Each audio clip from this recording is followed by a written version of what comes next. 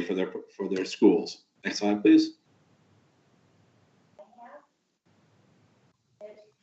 The school has been working over the past summer to try to find a site that will meet all their needs. And we found the site that's currently owned by the League of Minnesota Cities, that's bounded, as you know, by University Avenue on the south, by Marion Street on the west, and Sherburne Avenue on the north. This site was assembled in 2006 by the League of Minnesota Cities, and we've been working with the Capital Area Architectural and Planning Board to see if we can create something that meets all the guidelines and zoning overlays, as well as meeting our budget and the school's needs. Next slide. We've now come up with a preliminary design that we think does that. It's about a 70,000 square foot new ground up construction. The purchaser is going to be Charter School Property, Inc., which is the affiliated building company that works with St. Paul City School. The facility itself will have 28 classrooms, 3 flex rooms, a number of breakout spaces for small group learning, a media center, a gymnasium, kitchen, cafeteria area, an office and administrative space, and restrooms. We also include 47 on-site dedicated parking spaces, an outdoor play area, and like Dr. Cavalier mentioned, we'll have a dedicated community space that will be for a clinic that will have a separate entrance and will not need to access the school, and we'll have community space that will be inside the school that will hopefully work for some of the other programs that they have. The site is currently under contract with the League of Minnesota Cities, and about a month ago, we submitted an application to the St. Paul Housing Redevelopment Authority for disposition of the HRA-owned lot at 192 Sherburne Avenue. The financing for the project will be a combination of New Markets tax credits and bank financing. Estimated cost of the project, a little over $16 million. We are on track to try to close on the financing in February of next year and hopefully begin construction in early April. Our goal is to have occupancy, be finished and occupy the building in December, during the winter break, December of next year. Next slide, please. The team that we have assembled to help St. Paul City School is one that has a lot of experience with public charter school facilities in the local area. As I said, I'm from 10 Square. We've developed over 60 public charter school facilities around the US and have done over $300 million and 1.5 million square feet of public charter school work. Rivera Architects is a local St. Paul-based architectural firm. They have 29 years of experience designing educational facilities. They've done 47 public charter school buildings and 9 educational projects in St. Paul. The general contractor, RJM Construction, it was established in 1997 and has annual construction volume of almost $300 million a year right now. They've done over 30 education projects. And as a team, we've worked on a number of projects together, including 2 in St. Paul. Next slide, please. The site, as we talked earlier, has University Avenue. It's bounded by University Avenue in the south, Marion Street on the west, and Sherburne Avenue on the north, and then the League of Minnesota Cities on the east. I'll kind of walk through the site, starting on the east and kind of walking through what we're planning here. Our parking is going to be, we'll abut the parking lot that is there already with the League of Minnesota Cities, and we'll have a curb cut from Sherburne Avenue and a flow down to University Avenue. Starting on the bottom of University Avenue, there's a little blue space. That would be the dedicated community space, or that we're currently setting aside as a clinic. And then we'll have a 2-story building that will be fronting University Avenue. The first part will be a gymnasium, and then you'll be moving over to the kitchen and cafeteria and a mezzanine space that'll have most of our community space. That'll be outside of the dedicated space. And then there'll be a main entrance on the corner with the plaza at University and Marion, and that will flow right through to the back, which is another entrance in the interior courtyard where we have an outdoor amphitheater. That whole bottom section is able to be sectioned off from the rest of the school for security purposes, so that we can have community events in there without opening up access to the academic wing and the rest of the school. As you go along Marion Street, there will be a 3-story academic wing that will drop down to 2-story academic wing along Sherburne Avenue. That is the whole heart of the education program, with the classrooms and breakout spaces and the restrooms and things that the children will need. As you go around the top, you'll notice that there is a green space, outdoor play space, and then the interior courtyard that will both be outdoor play space. And then there is a pink area that is a dedicated hard play space during the school day that can be opened up for van drop-off and pickup during the drop-off and pickup periods for the school, but then will be closed off and used as play space during those times. Next slide. Our goal throughout this, working with the Capital Area Architectural Planning Board, has been to really make sure that we're meeting their design criteria. And so we're really working to animate the whole facade along University Avenue. This is our current early conceptual piece of that we've been working on, with the community space on the right-hand side, followed by the gymnasium, then the open kind of area space where the kitchen, cafeteria, and the community space will be next to the entrance. And then in the background, you can see the 3-story academic wing that would be along Marion Street. Next slide, please. One of the concerns that always comes up with any kind of a school project is mobility and accessibility and traffic and drop-off and pickup. We are working right now in a collaborative fashion to develop a mobility plan, and we have some initial thoughts that we're working on right now. Currently, 81% of the students arrive via yellow bus or van transportation. And by law, St. Paul City School must supplement the yellow buses and with van transportation to support its homeless and highly mobile students, as well as students with special needs. School hours for St. Paul City School will be from 8:30 a.m. to 3 p.m. In the morning, we'll have bus drop-off and pickup would occur from 8:15 a.m. to 8:30 a.m. In the afternoon, there would have 2 dismissal periods, one from 3 to 3:15 and one from 3 to 15 to 3:30. During the first 15 minutes, we would have 9 buses and 16 vans that would be loading. The buses would be loading along Marion Street and then along Sherburne Avenue, and the vans would be loading in the hardscape play space that will be then converted for van pickup and drop off. And the set that we would be staging 5 buses and 5 to 6 vans that would come in the second period. And we're looking right now at staging those vans potentially along Marion Street to the buses on Marion Street on the south of University Avenue. And then we're looking at a few different locations for the vans. But in general, we are planning to work and collaborate with Move Minnesota, Safe Routes to School program, and the Metropolitan Council of Livable Communities program to set ambitious mobility goals and to utilize the best practices and incentive structures and promote low-impact modes of transportation for the school.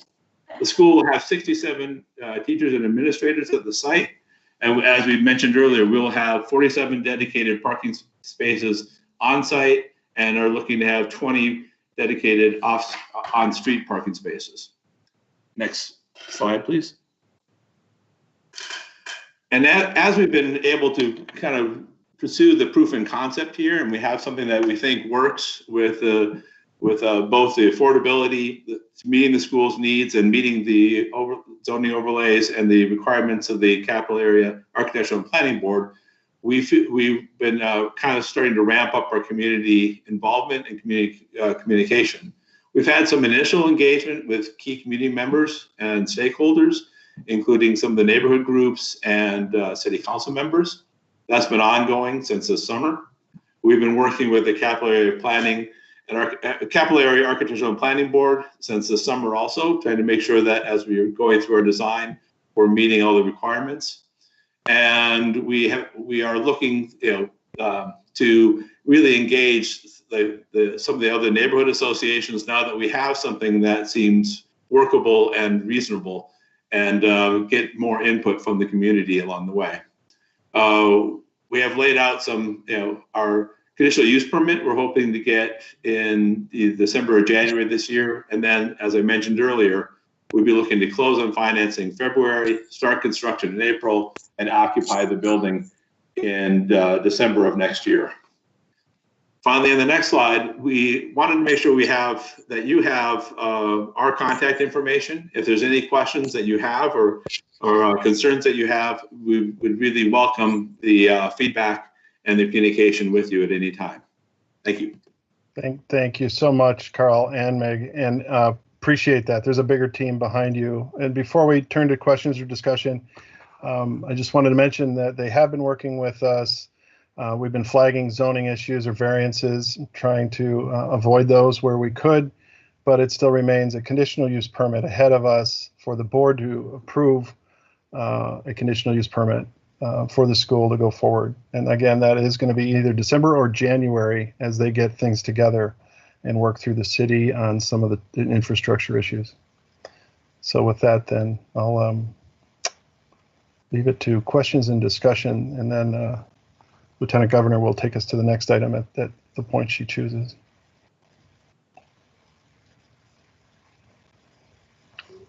I do see a hand. Chair, Senator Nelson had a question and Representative Dean has a question. Thanks, Paul. I know, and that's what I feel is slipping away. No, got peace. Senator Nelson, your mute is on if you'd like to speak. Yes, I would. Thank you so much. Just a couple brief questions, and maybe I'll just ask a few of them at the same time. It'll just be easier to answer that. One has to do with really the jurisdiction right here, the CAAPB board. What is it about this project that requires a conditional use permit? So what is it about this project that does not fall under current CAAPB board guidelines or zoning? And then on another issue that maybe isn't exactly the purview of this committee, but I think it's important to know, who's the authorizer for the St. Paul City School?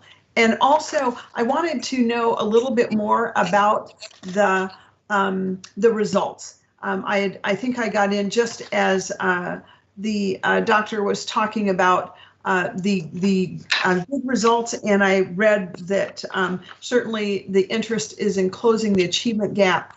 And so I'd like to hear a little bit more about those results too. So the CUP, why we need a conditional use permit, and the authorizer and the results. I can take on the CUP. In our zoning and design rules in the table where we have permitted uses, we are very flexible with the number of uses that we allow. However, some uses are categorized as permitted with conditions or conditional use permit. It doesn't flag that there is anything that is, it just simply triggers a board vote. There are things that we can administer administratively, like sign permits or other uses that are within the different zones. But certain uses like a school or other more unique are flagged in our code as conditional use permits, which means they must come to this board for the decision versus a staff decision. Just raises the level of approval. There is criteria, and we will go through that in a third item for approval of a conditional use permit. Madam Chair? Senator, go ahead. Yes, thank you so much. And so we'll maybe get into that piece later then on the conditional use permit. And I'm wondering though if someone from the school can tell me a little bit about the authorizer and the results. I can see from the Minnesota report card the attendance is off the chart, but I am a little bit concerned about what I see as the achievement of the student. So if I could, I'm not sure who to address that question to, Madam Chair. Thank you, Senator Nelson. While this is slightly outside the purview of the CAAPB board, I think it's important for Dr. Cavalier to share with us a little bit more about the snapshot of their school. So Dr. Cavalier, go right ahead. Thank you, certainly. Innovative Quality Schools is St. Paul City Schools charter authorizer, and they are the entity of holding us accountable for academic, financial, and operational expectations similar to traditional districts. And St. Paul City School was just offered and entered into a 5-year charter school contract, which is the longest charter school contract and really is a vote of confidence again in those areas of operations, finance, and academics. And while we're certainly aware of deficiencies for some of our subgroups and our students and working endlessly to close those gaps, we also honor our students' growth.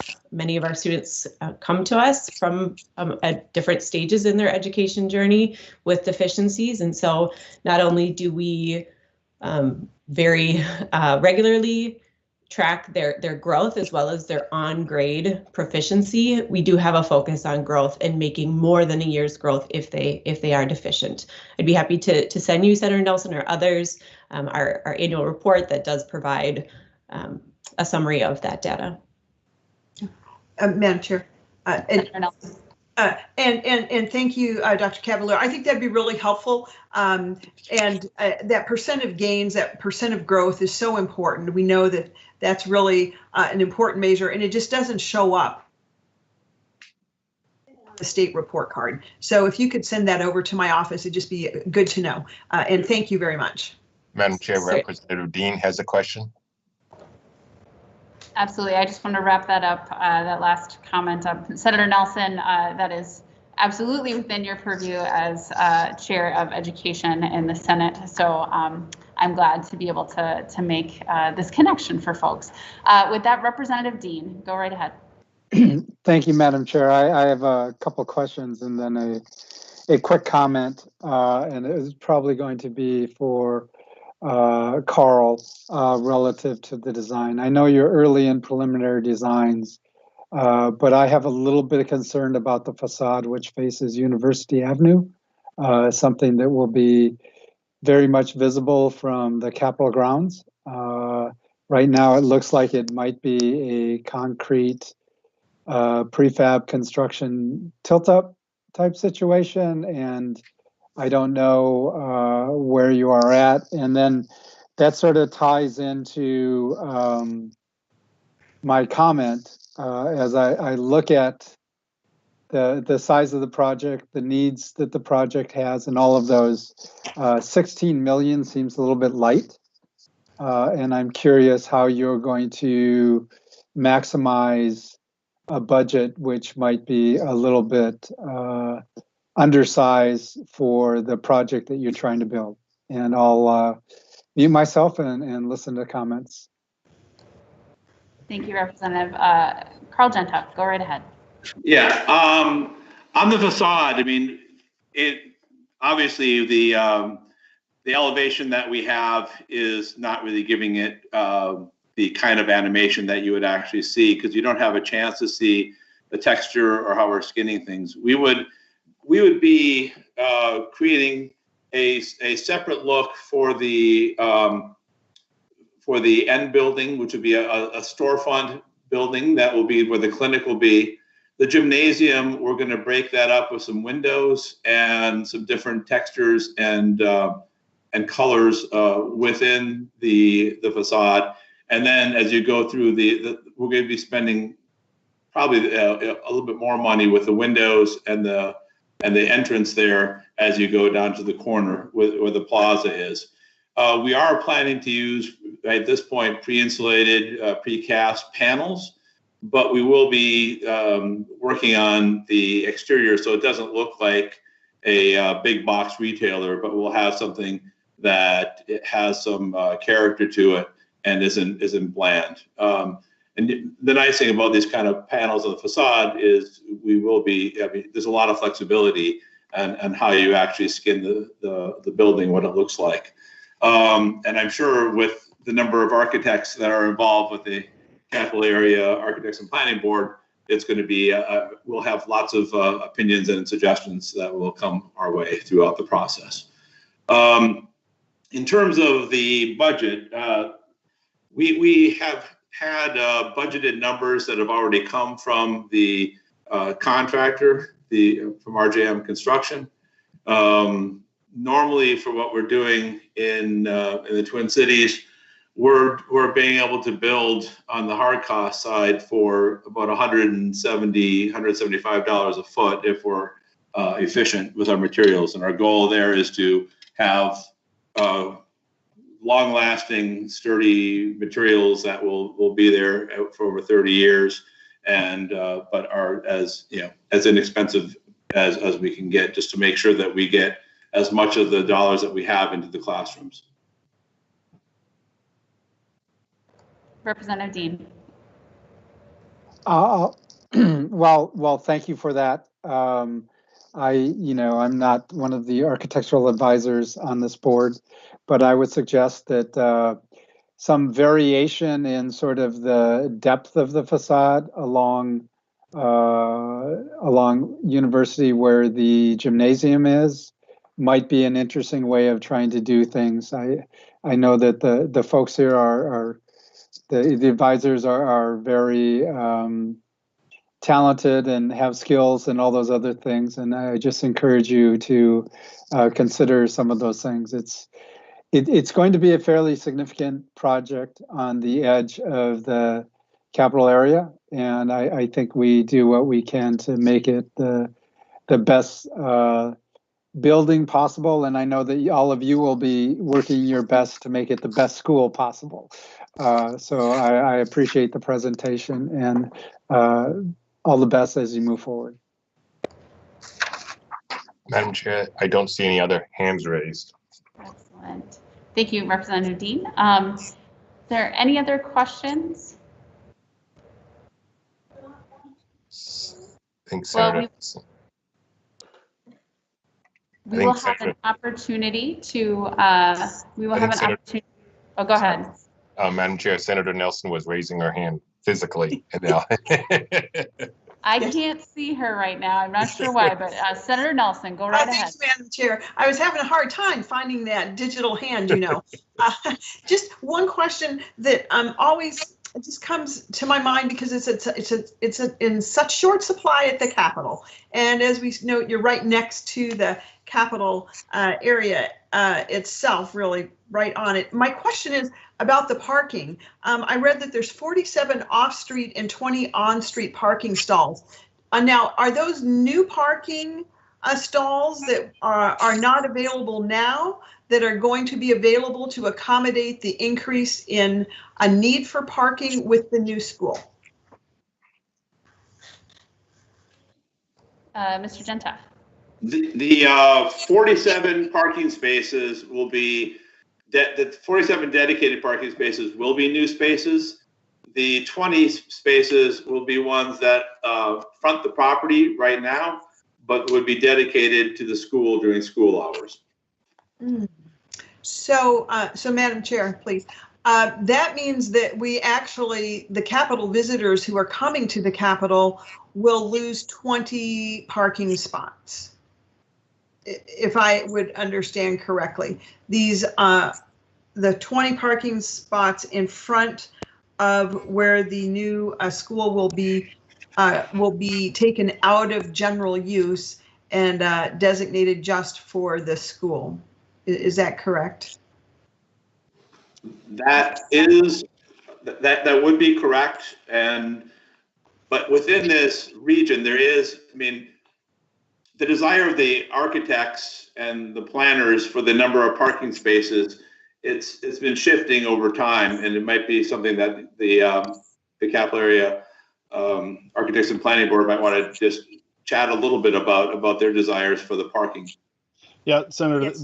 This is Pete Musty. It is true. It will make less available parking by dedicating that parking during the school day to the school, and that's not just for Capitol uses, but really for the district. Mm-hmm. That's true for any new development that we dedicate. They're allowed to dedicate those spots to the use of the building that along the street. Senator Nelson. Oh yeah, thank you. Just to follow up. So, I understand why a school would need parking right in front of the school. I definitely understand that. But it's just a concern that we continually have with the CAP district. We have visitors coming from all over our state to come to the Capitol, our beautiful Capitol that we worked so hard to renovate and to participate in their representative democracy government. And there's just no place for them to park.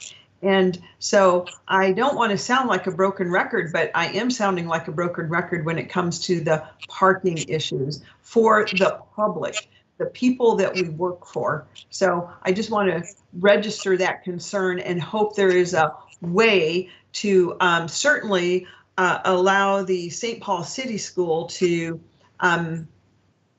build the facility that they need, but without taking away public parking. 20 spots is pretty significant.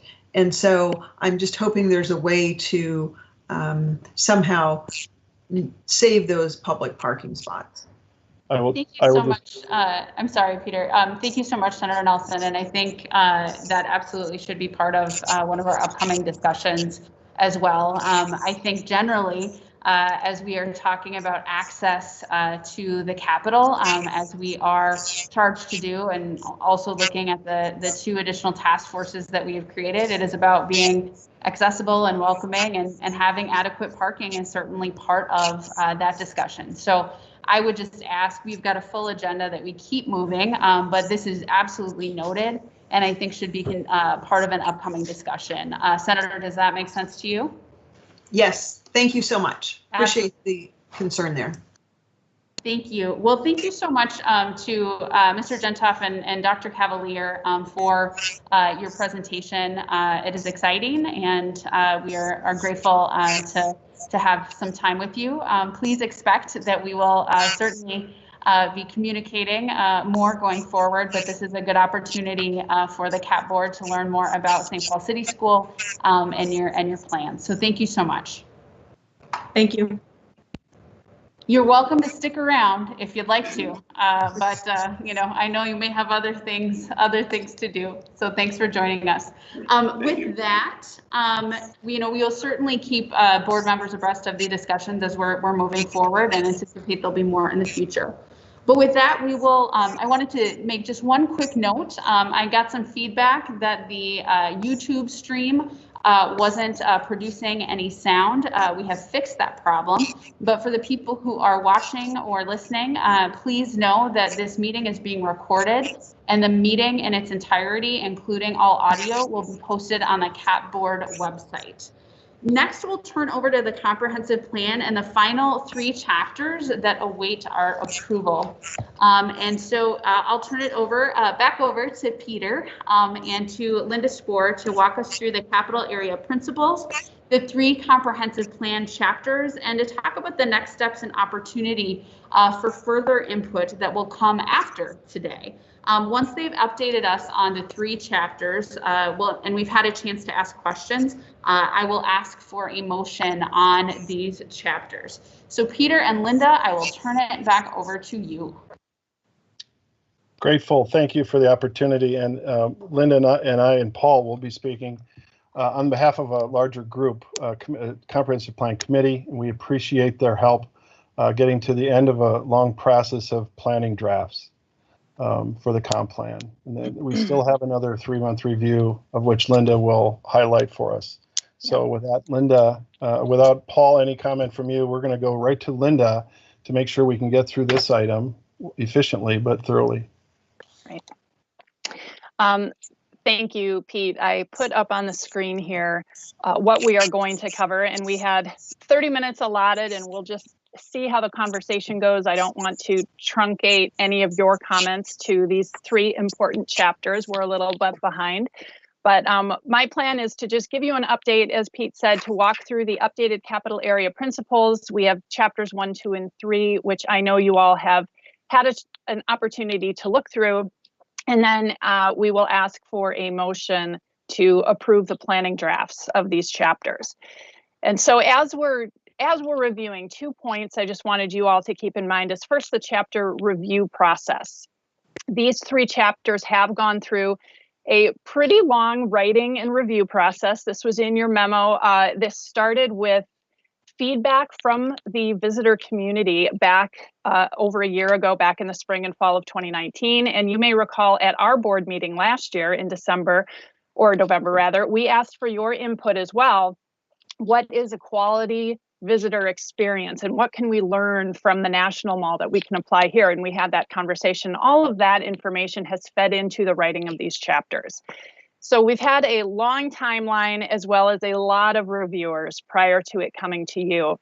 We wanted to just take a moment to acknowledge the Comprehensive Plan Committee, who has put a lot in. We had an early reviewer group here that looked at the chapters very early on in the writing and actually offered some written content as well. They contributed to the writing. And then this has gone through a key stakeholder review and community review prior to coming to you. So with that, the other point that I wanted to make is that this is the approval of the planning drafts of chapters 1, 2, and 3.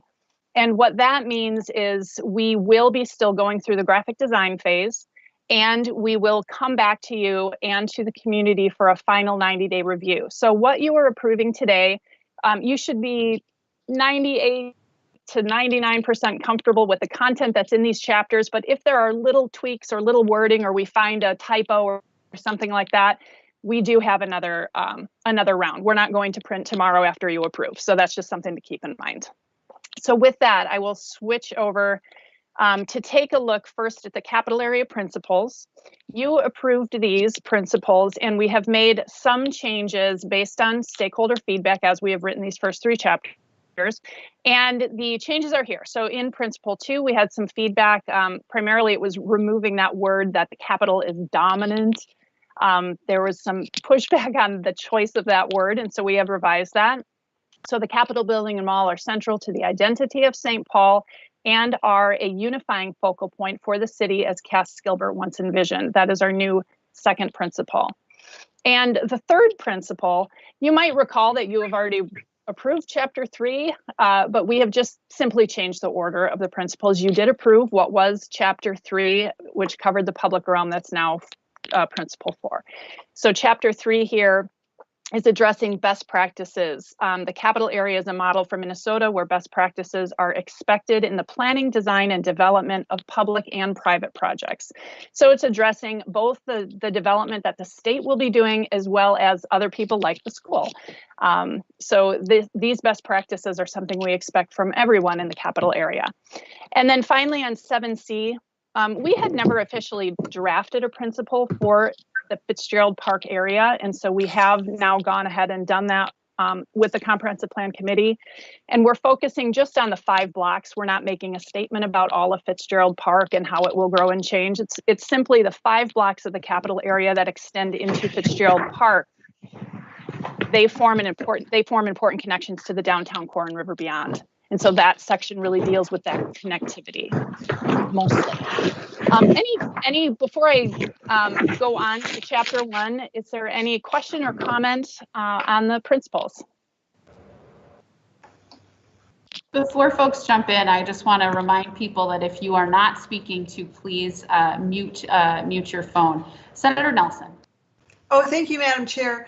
I just had a question on principle. Well, 2 questions. One, reordering the principles, if there was a reason for that, if it's rank ordering, or I just noticed the principles were changed in order and wondered about that. But the bigger question is, what is the rationale for deleting in the old principle 3, the new principle 5, those last 5 words, in service to the public? Yes. I kind of don't like to take out the fact that it continues to say that our mission is service to the public when we're talking about the Capitol. And so maybe there's just a little bit of background on why the team felt it was good to remove those words in service to the public. Yes, I'll answer your first question first on reordering. When we originally drafted the principles, we had thought that principle number 5 was going to be focused on really the functions of the state, and that the state is a model. And it was really confined to how the state was growing and changing. And as we were developing the comprehensive plan, we were really feeling that this isn't just a comment about how the state functions as a major employer in the capital area. I mean, the state is the major employer in the capital area and the city. But that these principles really apply to all of our projects. And when we go through chapter 3, that will be more clear as well. And we just felt that the fitting of it, it's a little bit like the spine of the book. We have the first 2 chapters, which really focus on the capital and the state. And the remaining 4 chapters focus more on the community and the larger picture of the capital area, the state of which is a part of that, the public realm, the transportation system, the land use. And this chapter 3, now 3, talks about best practices that applies to both ends. So we positioned it there. It really functions almost as an introduction to the rest of the comprehensive plan. And so then to your second question, in service to the public, I think that really also came from the fact that the focus of the chapter shifted from just being about the state and the state employer to being about everyone. And so we changed that. Instead of saying that the best practices, that we are employing best practices in service to the public, that's how it was originally written, it's saying these best practices are expected in planning, design, and development of all projects, public and private projects. So it really was more of a shift from it being a state focus to being an entire capital area focus. Thank you. Mm-hmm. All right, I'll go ahead and jump back now to chapter 1. And as I go through here, I know that you have had the chapters and have had hopefully an opportunity to read them. So my plan really is to just hit the topics, to understand the topics, and talk through what the major objectives in the guidance section are. So this chapter really has 3 major sections. The first one being the civic role of the capital area in Minnesota. And really it's serving 3 things. One is a place of government. And we talk about the importance of the Capitol building as a workplace, and people come there as well to do the work of the state, to meet with their representatives. It's also, we talk here about the branches and the agencies and the headquarters. So the first point being that this is the seat of government. The second point, we follow that with a history, informational pages, history of the Capitol building and the development of the mall and the buildings, and a little bit about the restoration as well. So we have a little bit of a history insert in there as well. The second point then, in addition to it being the seat of government, it is also Minnesota's front yard. And this is a very important space for people to first come and gather and celebrate and speak out and exercise their First Amendment rights. And we talk about the front yard being a place to do that, to come and to demonstrate. But it's also a place to come and celebrate as a community. There are political gatherings and there are social gatherings as well. And people use the space even as a park. They walk the mall for exercise or come and have lunch. The mall is also an important space for commemorating important Minnesotans. And as you all know, we are having a lot of conversations about how with the policy and the outreach around the memorials that are out there, and we have made mention later in this chapter to the 2 task forces that are happening really simultaneously with this chapter. So there will be policy written at a later date that is advised by that task force. And the policy that is in here is a little bit more general about the commemorative works and not really the process. And then finally in this section, we have the heart and identity of Minnesota, and that the Minnesota State Capitol is also a place, it serves as a symbol. It's a place of work, it's a place to gather, but it's also a symbol of Minnesota, as well as a symbol of the city. So that's what those 2 sections are about. We talk on this next page here about the fundamentals of ensuring a high quality visitor experience. And as I mentioned, this really bubbled up from your feedback and from the visitor surveys. And all of these 7 fundamentals that are identified here feed directly into the policy section. And so we have 7 objectives in chapter 1. The first covering commemorative art and memorials on the Capitol Mall and elsewhere in the Capitol area. The second objective covering the importance of preserving open space on the mall. The next, to maximize educational value to visitors with policy about interpretive materials and educational programming. The fourth objective addresses the importance of signage in extending a welcome to visitors. The fifth addresses personal comfort amenities and how we can make this a more comfortable experience for our visitors. And then the sixth talks about accessibility, and the seventh about safety. So that is chapter 1. I will pause a moment to see if there's any questions or comments on that.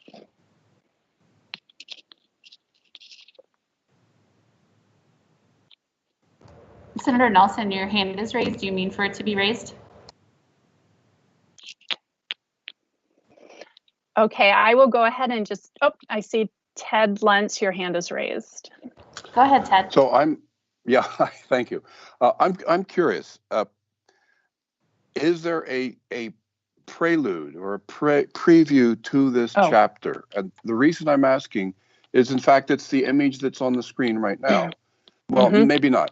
What I'm looking for is looking at the entire capital area architectural planning board geographic area, which I assume this planning document focuses on.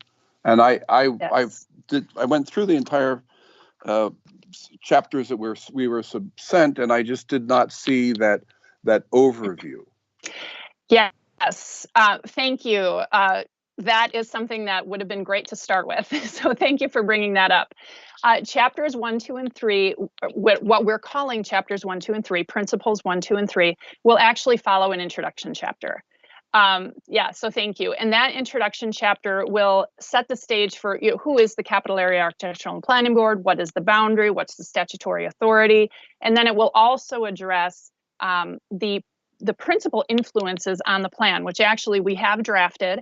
And right now we are in the process of getting some views on that. In fact, 2 folks at SHPO are looking at the review of the statements that we have about the startings of the capital area, the startings of the city, how the city was founded, how the capital was founded. And so that will all come first, and any major influences on the plan, which is heavily influenced by the trends and opportunities and challenges that were also identified in the St. Paul comprehensive plan. And if I might add, Linda, that introduction was already formatted, and the board had that way early, like 2.5 years ago. If you check your back files. And I see Dr. Bean has a question too. Dr. Bean.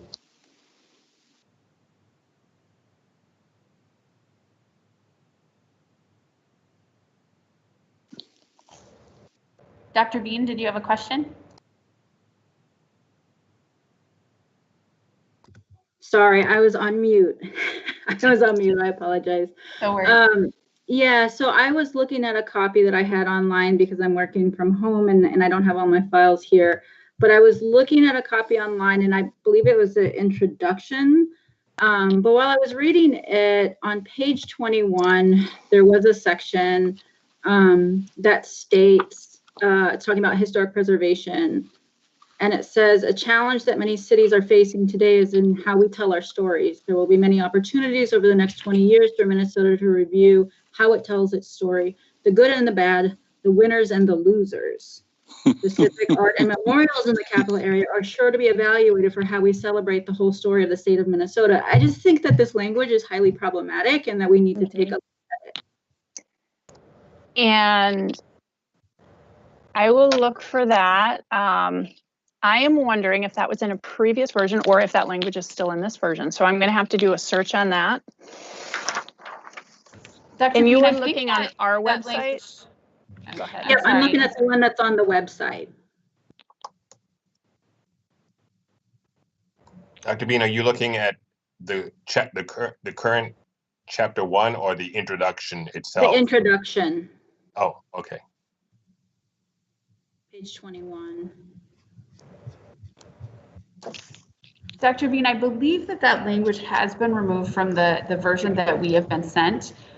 If it hasn't, I would absolutely concur with your assessment that language is inappropriate and should not be contained in the chapter.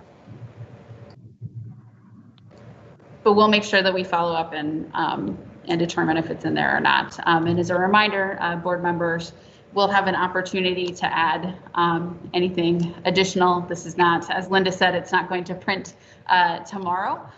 So we'll have an opportunity. Is there anything else that you wanted to add, Dr. Bean? No, I appreciate it. Thank you. And Ted, did you have another question? I do. This Yes. happens. Can you hear me? Yes. Yeah. On the very first page 1 of 21, on the Peace over Ascent, chapter 1, it talks about the Minnesota's front yard commemorating important Minnesotans, and one of the, that may be something to say, but we do have two statues, one of Leif Erikson and the other of Christopher Columbus, that don't fall under that. And I'm just curious. I just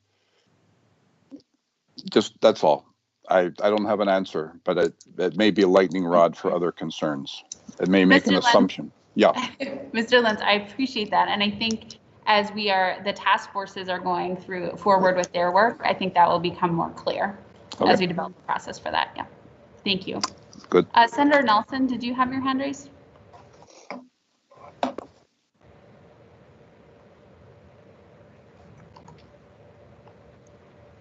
Okay, Linda, why don't you go right ahead and continue? I'm very conscious of time, and our last agenda item will take quite some time, I believe. Yes. So with chapter 2, I'll move on to chapter 2. And while chapter 1 was more about the visitor and the symbolic significance of the state capitol, this is really more about urban design and the physical presence of the capitol. So really this chapter is a lot of just affirmation of policy that is already on the books. So there isn't as much new content here. We are confirming the building height limitations that have been in place since 2009. We are confirming the importance of approaches and view corridors. On the next pages, we point some out, as well as the distance views and vistas that are important to this being the capital city. And so we address in our policy the importance of keeping and enhancing those views.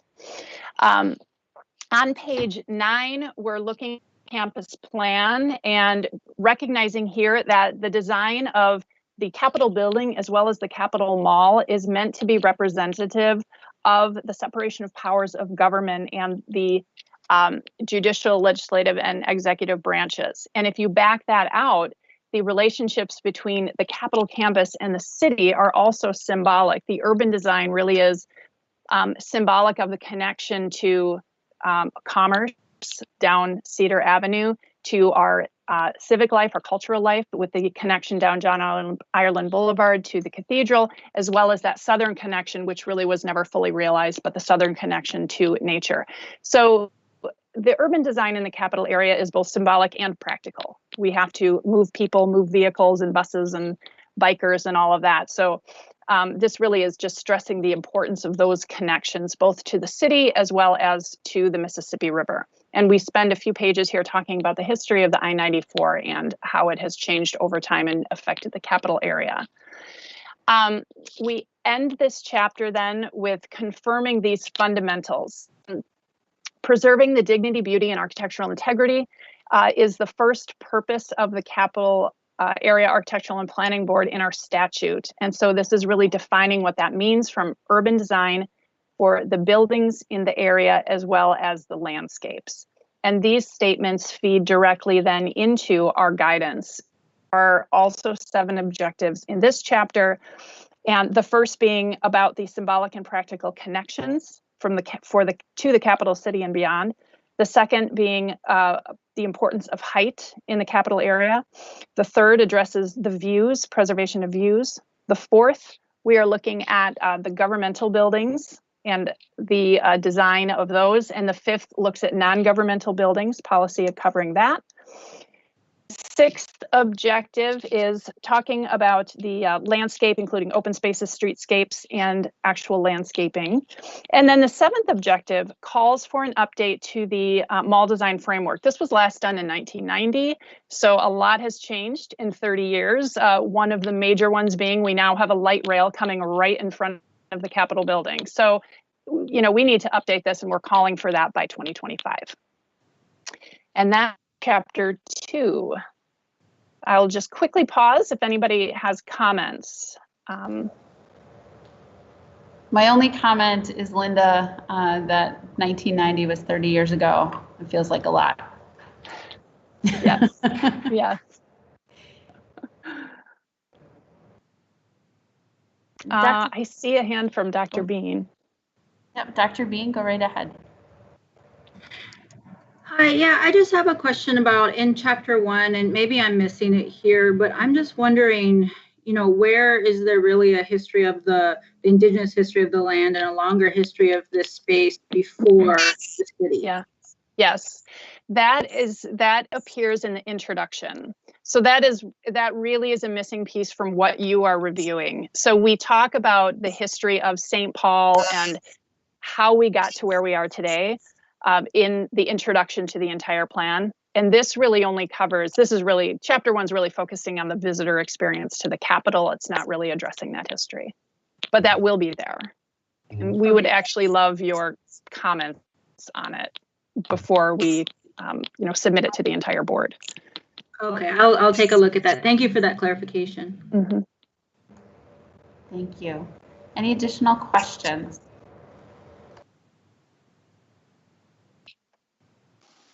Mr. Lentz, go right ahead.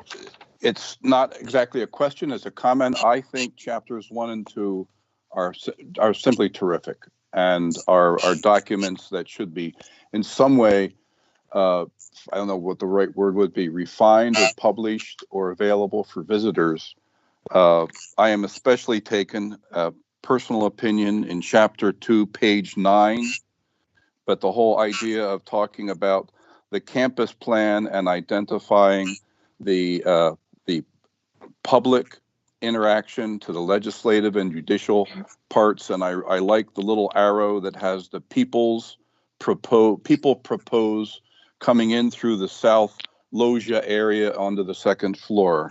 It's, you know, as an advocate for the master planning and other things that were begun in 1905, and I think reinforced by all the work that was accomplished in the last decade, the chapter 2 captures a lot of that spirit that I just have not been able to find in other books and publications that are available at the Minnesota Historical Society and at visitor entrances. And this may be an architectural driven comment, but I think the general public would find a lot of delight and pleasure in the elements that are included in this plan. It is these 2 chapters for me are some of the least dull public documents I've read. What high praise! That's wonderful. And I would just say the Loggia is my favorite place, and the Capitol is also the favorite place of many pigeons as well. Any other questions?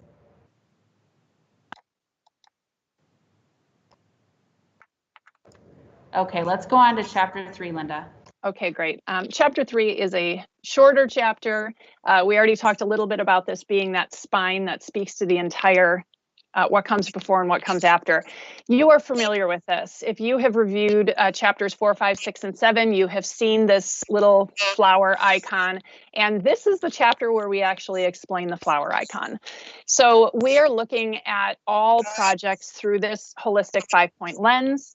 The lenses, we just come here and explain them. We have the lens of healthy living and the importance that good city planning has on the ability for people to live a healthy, active life. The importance of community and families and how we want that to be considered in every single project that we do.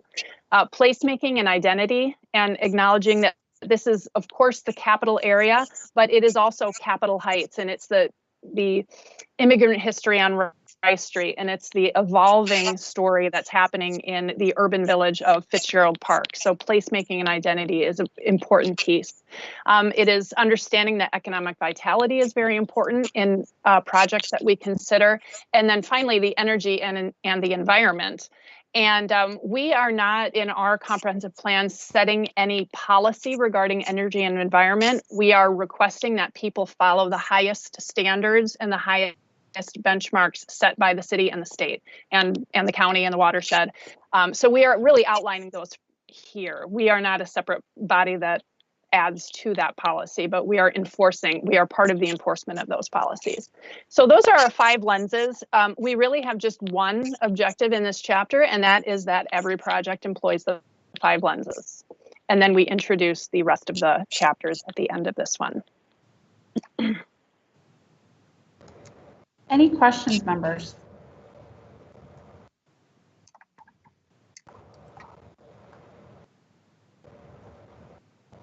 Any questions? Okay.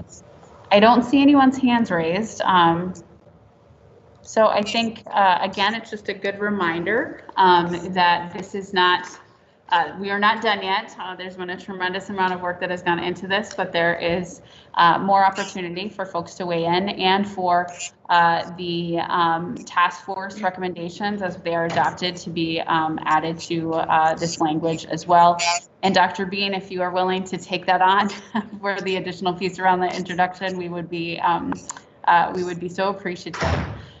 So with that, I think the next piece here, if there is nothing else, is there a motion to approve chapters 1 through 3 and the updated principles?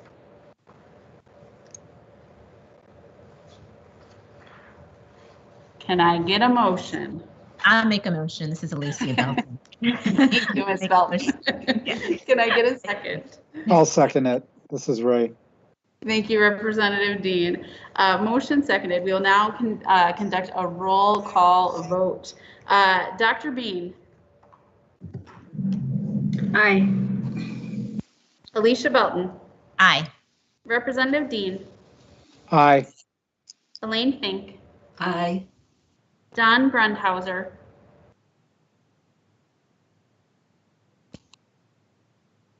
Don Grundhauser. Ted Lentz. Aye. James McLean. Aye. Senator Nelson. Senator Nelson. Senator Pappas. Aye. Daniel Yang. Aye.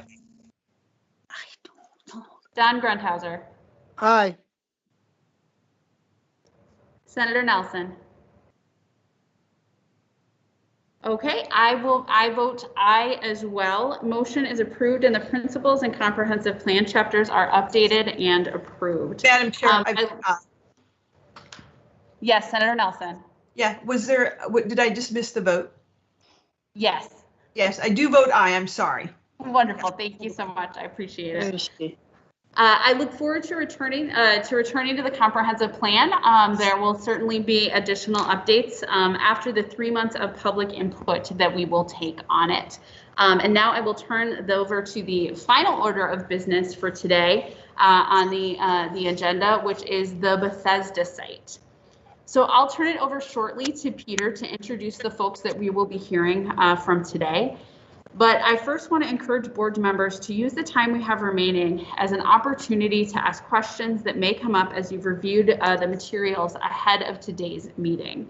It's important as a board that we are able to hear directly from the applicants, in this case, Ramsey County and mHealth Fairview, and also stakeholders who have asked to weigh in as part of this process, which is why we structured the meeting the way that we have today. We'll hear from the county and from Fairview. We'll hear from stakeholders and community members. And we'll hear from CAAPB board staff who will preview next steps in the process and describe how we as a board will play a role in both the conditional use permit and the variance. As a reminder, we will not be voting on this proposal today. Instead, we'll be focused on listening and asking the questions that we have. So with that, I will now turn it over to Peter. Peter, take it away. Madam Chair, just briefly, this is Paul. Mr. Mandel. We do have most of the board members already confirmed for December 16th, and that will be the next board meeting at which time we would then entertain any permitting. So make sure you mark that on your calendars. We'll be sending something out, but that's when the actual decisions would have to be made. Thank you. Mr. Mandela, I really appreciate that update. And I just would add, I wanted to just lift up the staff here for a moment. This has been a very an expedited process, and I appreciate all that has gone into it to ensure that this can move quickly. So thank you for that good work. My understanding is usually something like this would take about 3 to 4 months. And we have been able to schedule it in about a month, so a month and a half. So thank you for your work. And so I will turn it back over to you, Peter. Thank you, Lieutenant Governor, and thanks to everybody involved that's with us now. We have about 10, I would say 10 speakers that have dialed in, and we are going to get to them very quickly. As Linda brings up slides, I'd appreciate that. We really have a structure today of introductions to make sure that we actually see faces. We're not going to have PowerPoints up all the time so people can speak to one another. Presentations by the co-applicants, which include Fairview and the county. They have submitted an application and we have processed that, and the variance notice has gone out today. And so that was within the last week. But this process has gone, really looking back a month since the opportunity arose, now looking forward to a month in advance when the board will reconvene to make decisions on the project. We will also then, that will go about 40 minutes, and then we will have prepared statements from community stakeholder groups that were solicited, and they step forward that are very either neighboring or have been very active in the last month. And they are representative of larger groups.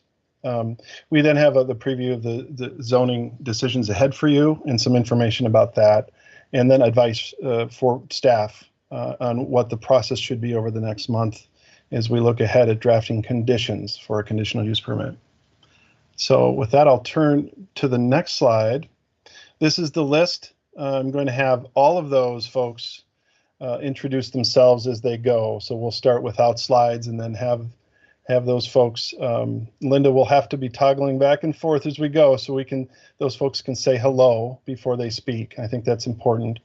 But we have about 5 folks speaking in a certain order from the county, and starting with our Fairview representatives, and then we move into the stakeholder. I think I'd like to suggest that we, of course, board members stop us if there's a clarification, but we have structured in time for Q&A at the end of the co-applicant presentation, and we've structured in time for Q&A at the end of the stakeholders' statements. And then I've counseled the stakeholders to make their statement as verbal statements about 2 to 3 to 4 minutes each. So with that, I think then I'll start moving over to Gene Kruger, who my cohort over at the county has worked closely with me and staff on formatting this informational session with you. And I think she would probably also be working from the slides. So, but Gene, are you there? Yes, I am, Peter. Thank you. I would like to first give my thank you to the staff there at the Capital Area Architectural Planning Board, as well as to the board for the time today and for allowing us, both Fairview and Ramsey County, to be with you today and to share information on our request for the conditional use permit for a portion of the Bethesda Hospital site to be used as temporary transitional housing. I will ask if Linda can pull up the slides, and I will just briefly touch up and introduce the speakers for the day. Again, I'll do some quick introductions, then we'll turn it over and have some information provided by Trudy Trisla and Laura Reed with Fairview and on the Bethesda Hospital site. Then I'll have County Manager Ryan O'Connor speak on some of the background of the housing crisis that we do find ourselves in. Max Holdhusen with the county will talk about the county and the coordinated response, particularly this year in light of COVID-19. Keith Lattimore will speak more specifically about the shelter activities that the county has undertaken this year and continues to increase in capacity. I'll spend a few more minutes talking about the specifics of the lease and safety and security related to the site, followed by Max Folthusen circling back around the community engagement activities that we've done to date, and then obviously open it for the question and answer session. Not sure. I think we might just be better. Just trying to think how to introduce. Let's have both Trudy and Laura, if they would be able to turn cameras on, maybe introduce themselves, and then let's just go right into the Fairview's discussion points. Yeah, absolutely. I'll start. Thank you, Jean, and thank you to all of you and Lieutenant Governor Flanagan in particular for having us today. We're really excited about this initiative to really support the county's efforts and our efforts in this urgent community need and for this population that is in such need as we see in our community and in the context of the COVID pandemic. Among other roles, I serve as Chief Administrative Officer for Fairview, and I believe my colleague, I've got lots of bubbles on the screen here, Hi. but my colleague Laura Reed is also here with us today. Yes. Hello, everyone. I'm Laura Reed. I serve as the Chief Nurse Executive and the COO for the health system, and it's an honor to be able to present to you today. So Laura, I'll ask you to add to any comments that I make, but just to make a few comments and then much more information will be provided by the leaders at the county. But for those of you who are not familiar with the Bethesda Hospital, it has a long history of adapting to the needs of the community. Its history actually dates back to 1883 and has been adapting throughout its course. It started out as a community hospital. It then transitioned to serve long-term acute patients with rehabilitation needs, and then more recently to serve as a cohort site for our COVID patients, among other sites within our system. And we really saw this effort by the county as really consistent. Our role as an organization and as a nonprofit is really to meet the community needs largely, obviously to really prevent illness and disease, and really saw this as very consistent with that objective of ours as an organization and as the hospital in particular to meet the needs of this population. And, you know, just as another comment, you know, we see, we are obviously a community present in Ramsey County.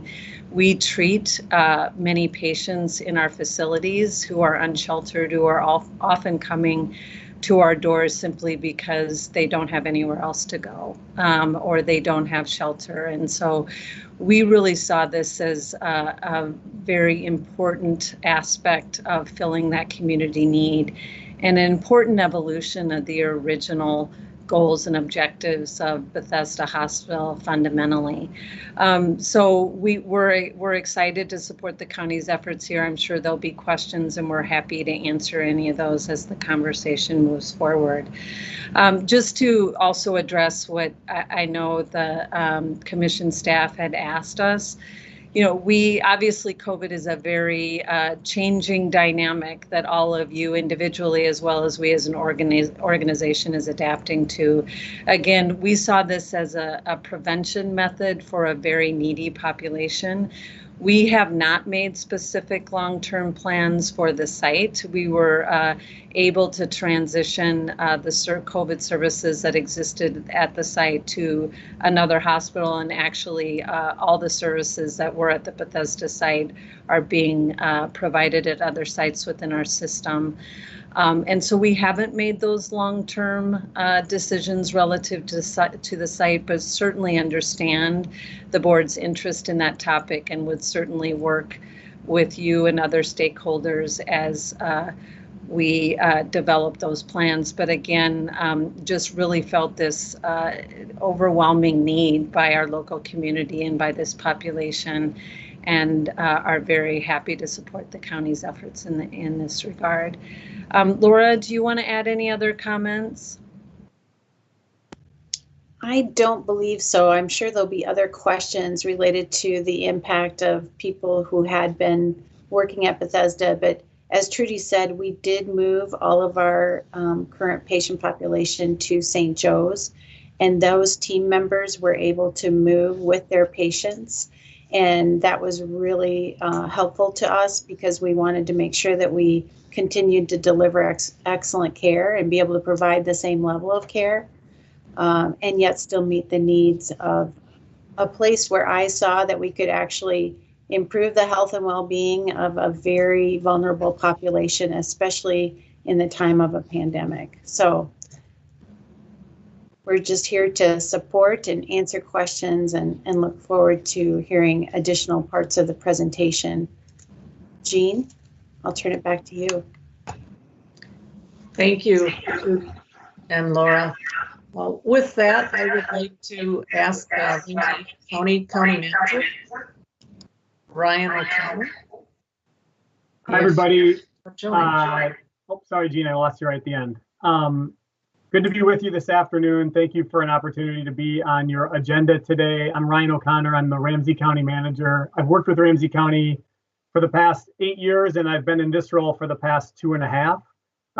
It says on the title today, I'm going to tell you we have a housing crisis. Let's go past that and go into a little bit more than that. If you haven't noticed, we have a housing crisis, and I don't mean to make light of it, but I think it's pretty obvious to many of you, in part because as leaders, I know many of you have been struggling through and working on the same topics in this way that we are.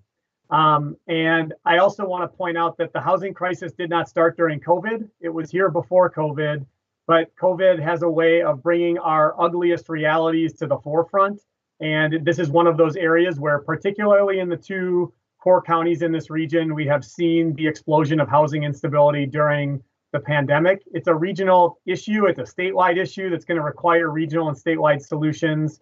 But as a county, we want to do everything that we can to ensure that we are a part of the solution end. And in the short time I have with you today, my humble ask is that as leaders, we can ask for your help in this part of the work. This is a multifaceted effort going on right now in our county and across our community. And one important piece to that is this site at Bethesda. I think one of the questions that comes up for us a lot, and you can see pieces here and in the slides on the background on the housing crisis. I know that you've read the materials, and I've worked with many of you on these topics in the past. And for those I haven't, I look forward to working with you on it now. We need every hand to be together as a part of the work. I think one of the questions that comes up is the speed at which some of this has shown up in front of us. I would say from the seat that I sit in, that's this year in general. Everything has kind of come at that speed. It's not as though we get the normal time and planning horizons. And I do want to express my appreciation as well to your staff at the CAAPB board, to mHealth Fairview, to the city of St. Paul, and all the other partners who have been a part of coming together on rapid timelines. It's a lot of early mornings and late nights. On September 14th, I came to work that day after having been out on a forced COVID leave. And in my first from some folks on here that said, we found a way to expand by 100 beds, potentially, what do you think about that? And the answer is yes. How do we move it fast and how do we make it happen? And so between September 14th and today, that's how we have gotten to today. There's been 3 meetings with the neighborhood during that time. You may have read about them or participated in them. We have a series of community meetings. So it's both community and local neighborhood engagement that's been going on. And I just want to say that this is not the only effort underway. On November 17th, Ramsey County is hosting a meeting in the St. Anthony Park neighborhood, where we're in a partnership with Luther College, trying to take advantage of a site on that campus. And that town hall just got announced this week. There may be others that get announced as we go forward, but this is by no means a single site, single conversation for us. We have taken over Mary Hall down by Dorothy Day Center. We've expanded space in one of our own buildings to become a year-round shelter as we continue to look at systemic solutions to make sure people have places to sleep. Ultimately, even if Bethesda is approved to move forward by this board under the conditional use permit, we will still as a community sit 200 spaces short of what we know we need going into this winter. And that's heartbreaking for me and many others, and I'm sure you as well. I say that not because I come with an idea today on exactly how to solve that, but because I want to thank the Lieutenant Governor and staff at the state on down for continuing to engage in those dialogues with us and try to find those solutions. And even this solution is a Band-Aid. We're asking for time to April of 2022 to get us through the pandemic in a way that is safe. But at that point in time, there will be a harsh reality in front of us of the need to have developed more affordable housing solutions across this region, or we will be back in similar conversations in crisis, whether or not the pandemic is here. I'm happy to answer questions as we go today, wherever you would like to go. I want to give you time to hear specifically about the project, but I do appreciate you letting me have a few minutes to level set and truly say thank you for being a part of this conversation. We desperately need places that we can put forward to help those in the greatest need among us. Housing instability is a greater challenge than we would like to sometimes admit as a region, and it is only by coming together that we can ensure that no one has to sleep outside on the coldest nights of the year. So thank you. I'll stick with you the whole way through, and I'm going to turn it directly over to Max Holdhusen, Interim Planning Manager in Ramsey County, who will begin to talk with you about specifics at the site, and I'll be here to answer any questions at the end. Hey, thank you, Ryan. Thank you, Jean. Thank you to the Capital Area Planning Board. My name is Max Holdhusen, and I am the interim planning manager and over our COVID response, as well as our housing and homelessness area. I wanted to set this context really within the COVID response, right? So we are in the midst of the COVID-19 pandemic. And as we move into, if we kind of go back in time towards March 2020, it feels like years ago, but it's only about 6 months ago, 8 months ago now. And I wanted to set the stage within those emergency orders, both declared by the state government and our local governments at Ramsey County and City of St. Paul. Those executive orders allowed us to kickstart our COVID response in terms of, and how do we respond to homelessness within that response. In early March, we started putting together a budget that responded to the need to depopulate our existing shelters, as well as create isolation and quarantine space for those who are unsheltered and live in our congregate shelters. And as we move forward, on March 25th, the state government issued a executive order that changed the way local governments interact with encampment management. So this really changed the way the city, in terms of hosting, cleaning, and perhaps clearing encampments in their response to that. Again, in April, in response to a changing scene on the ground, the state government then switched over and allowed local governments, including the City of St. Paul, to then be able to clean and then perhaps clear those encampments again with if there is a documented health, safety, or security threat or risk. Next slide, please. And you can see, so this is each green dot on this map. So this is a map of the City of St. Paul, which is takes up about half of Ramsey County, right? Each green dot on this map is an active tent site right now. Green dots are individual sites. Red dots are larger group encampments. So you can see that unsheltered homelessness affects our entire city, with many of the sites identified were within the capital area itself. And this growth, we saw an unprecedented growth in the number of unsheltered, both due to the COVID pandemic, deepening poverty and racial disparities as well, and the economic recession, as well as changes to our scene, such as the emergency order regarding encampment clearing, the end of overnight train service, and depopulation of existing shelters. Next slide, please. Prior to COVID, there was about 597 shelter spots at 3 major large shelters within the City of St. Paul. That would be Catholic Charities Higher Ground, the Union Gospel Mission, and the Safe Space, which is operated by Model Cities. Fun fact today is Safe Space's 1-year anniversary of operating year-round. So just kudos to Model Cities on that. As we moved into the COVID pandemic, we first added our respite beds, which are actually isolation and quarantine spots for those who are experiencing homelessness, who have symptoms or who are COVID positive. So you can have a space where you can heal and relax before you go back to your large congregate shelter. Ramsey County also expanded into hotel and shelter operations themselves. So this was the first time that Ramsey County really began to operate shelter itself. And so we expanded into a women's hotel shelter, an elders hotel shelter, and a hotel shelter at Mary Hall, which provides overflow from our larger congregate settings. So all of these together led to an expansion of beds in our service system. But even with all of these new beds that we've added, there is still over 300 people living outside today. And as winter approaches, we know that that's unacceptable in our community. And so what are other counties doing about this too? I know this was a specific question asked. So in our metro area, Hennepin County is our largest kind of homeless service provider. So we have, our partner has over 1,000 shelter beds, and they hope to add an additional 180 over the winter, including those, you might have read some of those articles on their really creative solution around their indoor villages. Dakota has added 94 shelter spots, a lot of this within a hotel capacity. Carver has added 24 hotel shelter beds as well. And even Scott added 17 shelter beds.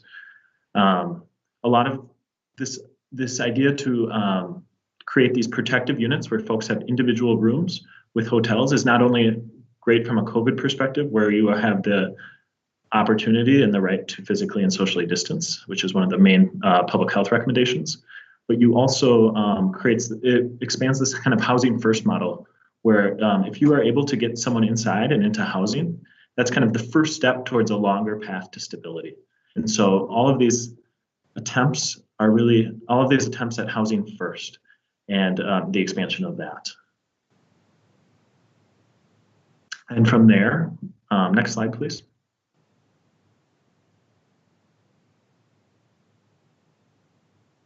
And from there, that really sets the groundwork for Bethesda. And so we see Bethesda as a response to our unsheltered homelessness crisis within St. Paul and Ramsey County. And I'll hand it over to Keith Lattimore. I just wanted to jump in here really quickly. I very much appreciate the thoroughness of the presentation. I also just want folks to be aware of time, and I want to make sure that members have an opportunity to get their questions answered. So just a quick time check. Keith, go ahead. Thank you. And so we'll do some overarching things here to kind of speed that time up. So Keith Lattimore with Ramsey County, I'm the operations chief, and wanted to talk a little bit about what we've learned so far in our abilities to manage some of the respite and shelter areas. So some of the things we've learned, initially we had some growing pains of trying to get in and making sure that people were stable in these environments, of trying to reduce some of our shelters so they could practice safe distancing, as well as some of what the CDC guidelines were for our partners in the community. And what we've learned is that, these are best practice to have 24/7 on-site staffing and make sure that staffing are reflective of those who are being served, as well as a highly trained staff, specifically when it comes to CPR and Narcan administration, as we look into making sure that those with underlying health conditions have pathways to be away from COVID and to be somewhat protected. So it made sense that we had staff and recruited staff that had these skill sets. In addition, we looked at wraparound services to make sure that we just didn't have people here in a setting that didn't have services to support those. And that means everything from 3 meals a day being provided, as well as on-site mental health services, transportation services, and healthcare and nursing available to those individuals. As Max talked about, we wanted to make sure also with pathways to housing stability. So individuals, so for long-term, that people had a pathway into getting those referrals. So bringing on housing navigation, having them on site, as well as working with our own Ramsey County of the department to make sure that people were there, people were being screened, and that we had soft handoffs, so we just didn't cold drop people and not have them available to get some of the services that we need. Most importantly, we wanted to make sure that we had staff and security on site, but that they were also trauma informed and were able to have a deep concentration on de-escalation, as well as an understanding of mental health services in crisis. Next slide, please. And so some of the things that we wanted to have in place for the Bethesda site, as we have 100 beds for individuals experiencing homelessness, we also wanted to make sure that, we had a referral system in place, so it wasn't just like traditional shelters where people will be forced to leave in the mornings or have to wait late night before they find out if they had a bed or not. So we do have a referral system in place. We wanted to make sure that everyone coming through the Bethesda site would be, it's a referral-based system. Likewise, we recognize that the length of stays could vary, as we could stay for various nights as well as up to months. So we wanted to make sure that people were just not, kicked out in the morning, and then, that traffic will be generated in the neighborhood as well as other areas that individuals didn't have a place to be during the day service hours. And as I mentioned before, we wanted to make sure chemical health was there. We do emphasize that, we understand that chemical health and mental health services are available, as well as the housing navigation services, as we mentioned before, employment services, and then wrapping around services with what we provide in Ramsey County, specifically with those with veteran services as well to service these individuals. Next slide, please.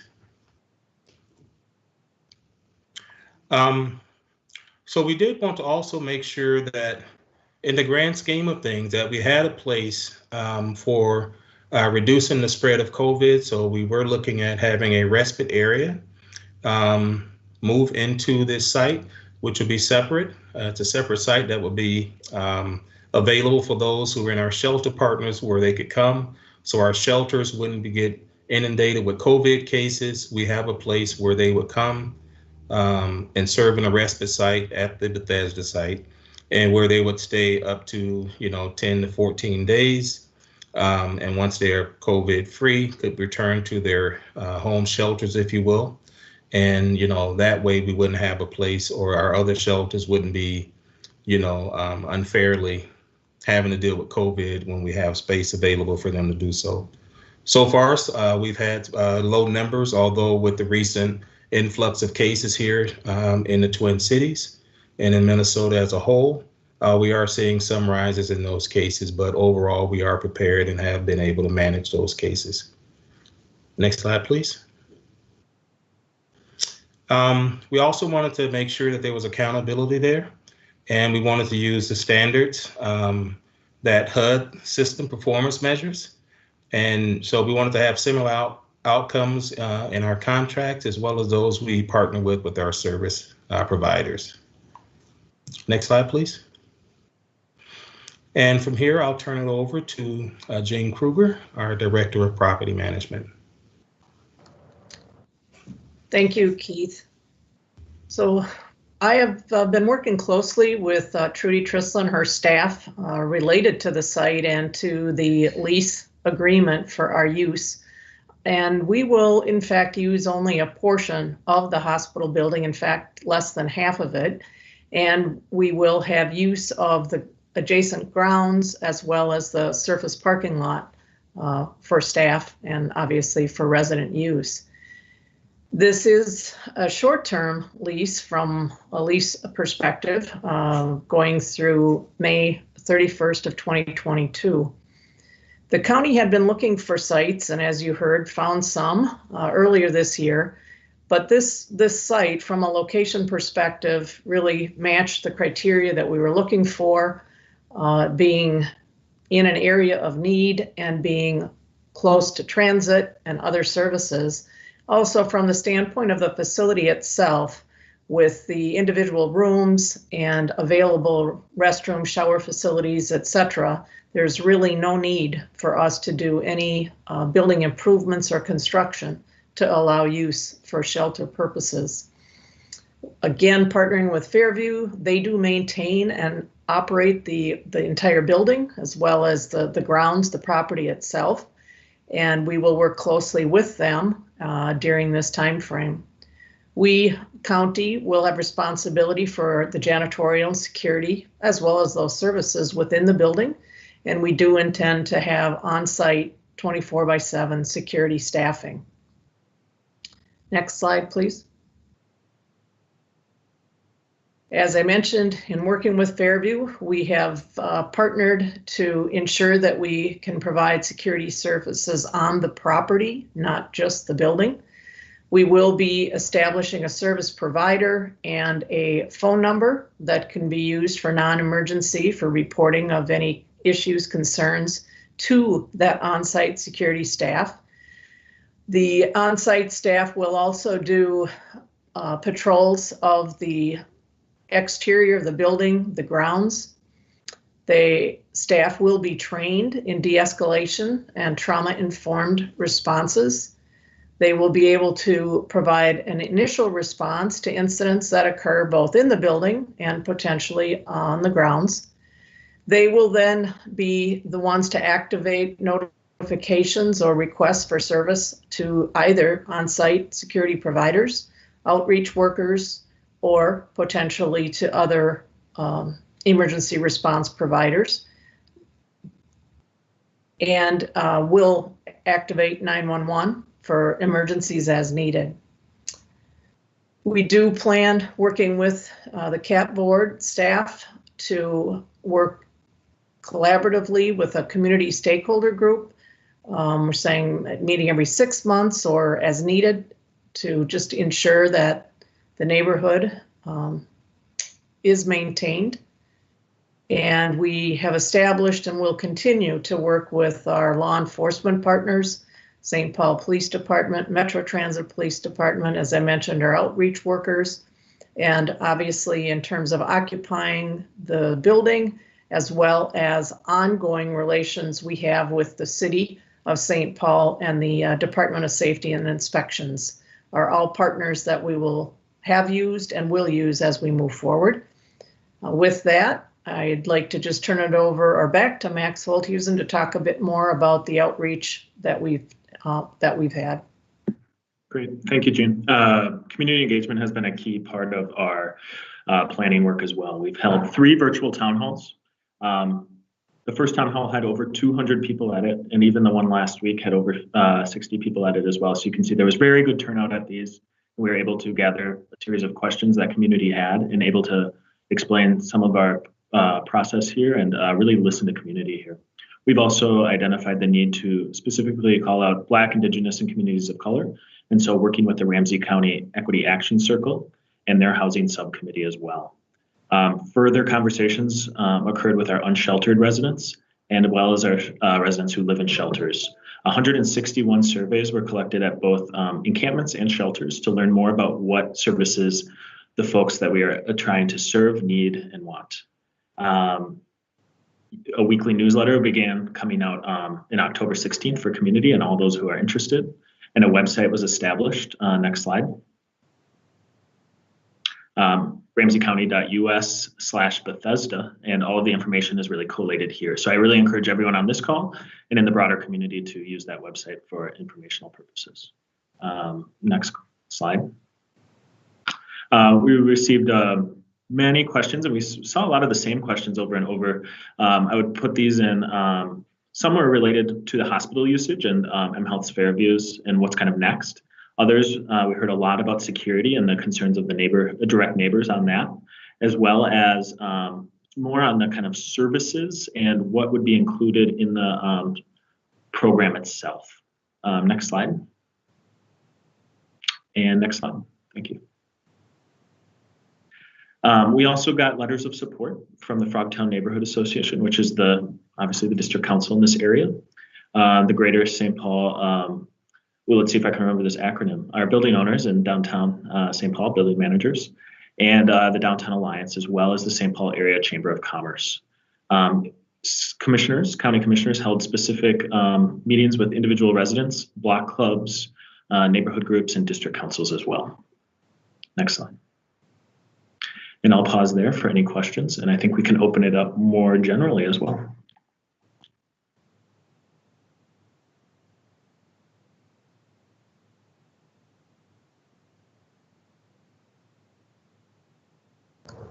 Are there questions from board members at this point? Thank you. I see Senator Carla Nelson has raised her hand. Senator Nelson. Thank you, Madam Chair, and thank you for the presentation. I just had a few questions as I was reading the packet, and I'll maybe just kind of put them out there, and the correct person can perhaps answer those. One of the questions I noticed, it was interesting that in Ramsey County's long-range effort, Bethesda was a surprise, Bethesda opportunity, and so it was, well, the specific site is new. Our outreach on this issue is not, obviously. This is a compelling issue. But what I noted was interesting about that paragraph was it was not identified through our search for available facilities. So was it just not available at the time? Okay, so easy answer. All right. Yes, ma'am. Thank you. And then my other question had to do with a little bit on the size and scope. If I understand our packet correctly, the amount, this would be, I think, for the 68 rooms that are designated for people with COVID. And are those rooms for people who are homeless with COVID? And is that the right amount? I read here that since June it's been under 10, but of course that could be different now. We're in September or November, I mean. So a little bit of a question about that. And then after you answer those basics, I have a more substantive question. Madam Chair. Mr. O'Connor, go right ahead.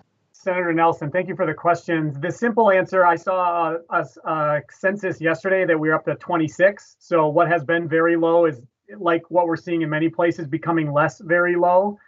And so I will also admit, though, that it would be folly for us to pretend we have a precise scientific number to know what we have. What we have right now in Ramsey County is more like 35 spaces. And so the current numbers are concerning. This would put us in a better situation moving forward. But I don't want to pretend that there's an algorithm we use to get to it. Mm-hmm. Okay, Madam Chair. Go ahead, Senator. Thank you, Madam Chair. So thank you for just explaining kind of those details. My broader question really has to do with safety and security, and also knowing where this is located right along the Minnesota Senate building, and how that's going to impact pedestrian traffic, how that's going to impact community use, transportation. And then I don't know that it was mentioned today, but in reading the packet, I saw that in addition to the CPU, there's a variance required. So I kind of dug into the variance to see why there's a variance required. And it's because there's another congregate living facility within close proximity. And I believe it is a substance abuse facility, if I'm not mistaken. And so I would like you, if you could, speak a little bit to the safety, the security, how it's going to impact visitors at the Capitol, all of that. And then, of course, the fact that it's so close to another facility. And then, of course, that'll be for the CAP board to talk about. There's a reason why that's not allowed in our guidelines, and why a variance would be needed. So the board will have to talk about that. But if you could address that safety and security issue, please, that'd be very helpful. Certainly, Mr. O'Connor, you can go right ahead, but just one moment. I want to be very conscious of time. We have stakeholders who are also here to testify, and so we would like to end at 3:30, so folks can keep their comments brief. Thank you. Thank you. Madam Chair, I can hold off on my questions if you prefer. Madam Chair, would you like me to retract my questions and hear from the stakeholders first? No, Senator Nelson, I think your question is just fine, and Mr. O'Connor, you should feel free to answer it. I just want to do a time check. I'm trying to keep my role here as chair, and know we're on a Friday afternoon, but this is an important question and conversation. Mr. O'Connor. Madam Chair, Senator Nelson, I'm going to give it I'll try and keep the answer short, which also means it might not be fully satisfying. So if it's not, please round back before we're done. I pledge to give you more. I think two things. One, in any neighborhood conversation we have about homelessness, this is a part of that conversation. It's a reality that we face. And so this is not the first or only conversation we've had in that space. As you saw, those other sites that have been cited through our presentation around hotels that we have stood up and other things. The one point I want to point back to is the track record through this summer in which Ramsey County standing up shelter across our community to serve people has not been front page news. And there's a reason for that, because we've worked through trauma-informed models and secure models that have worked well to meet people where they're at and help people who are otherwise on the street find solutions that keep them in safer settings for them, which is oftentimes, I mean, we also know that homeless individuals are often victims of crime, and that they need safe places to go as well. The last piece I will add that I hope sounds like it helps in this case too is having formerly worked in that area and understanding it well, I think right now there is very little in that area in terms of support for people who we see often on, and ultimate hope, and I don't think it's a naive hope, is that by bringing services and supports to people in need, it actually helps to stabilize an area where we have heard from neighbors about concerns that they have had that well precede any conversation related to Bethesda, M-Health, and this particular site. And so my hope is actually that we are meeting a community need in a place of need. It's one of many pieces to that puzzle. And we walked through the security stuff earlier. We can go back if need be and talk more.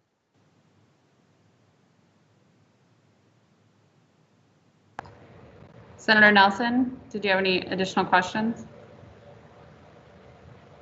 You're on mute. Oh, thank you. Just one that you can hold on to until the end. This is a 18-month temporary shelter, and the homelessness is not going to go away in 18 months, even with good support structures. And so even with, living with supports. So at some point, I'm hoping you can address what that transition is going to be then from Bethesda to a more permanent solution. So I'll hold off, Madam Chair. We do want to hear our stakeholders, but that is a question for a later time. Thank you, Ryan, and thank you, Senator. I would agree with you that that is an important question that we need to answer as well as a state government along in partnership with the legislature. We have had an ongoing homelessness issue with people experiencing homelessness. The COVID-19 pandemic has only exacerbated that particular crisis. So I think part of that responsibility lies on us as well. So thank you for that question. It's an important one.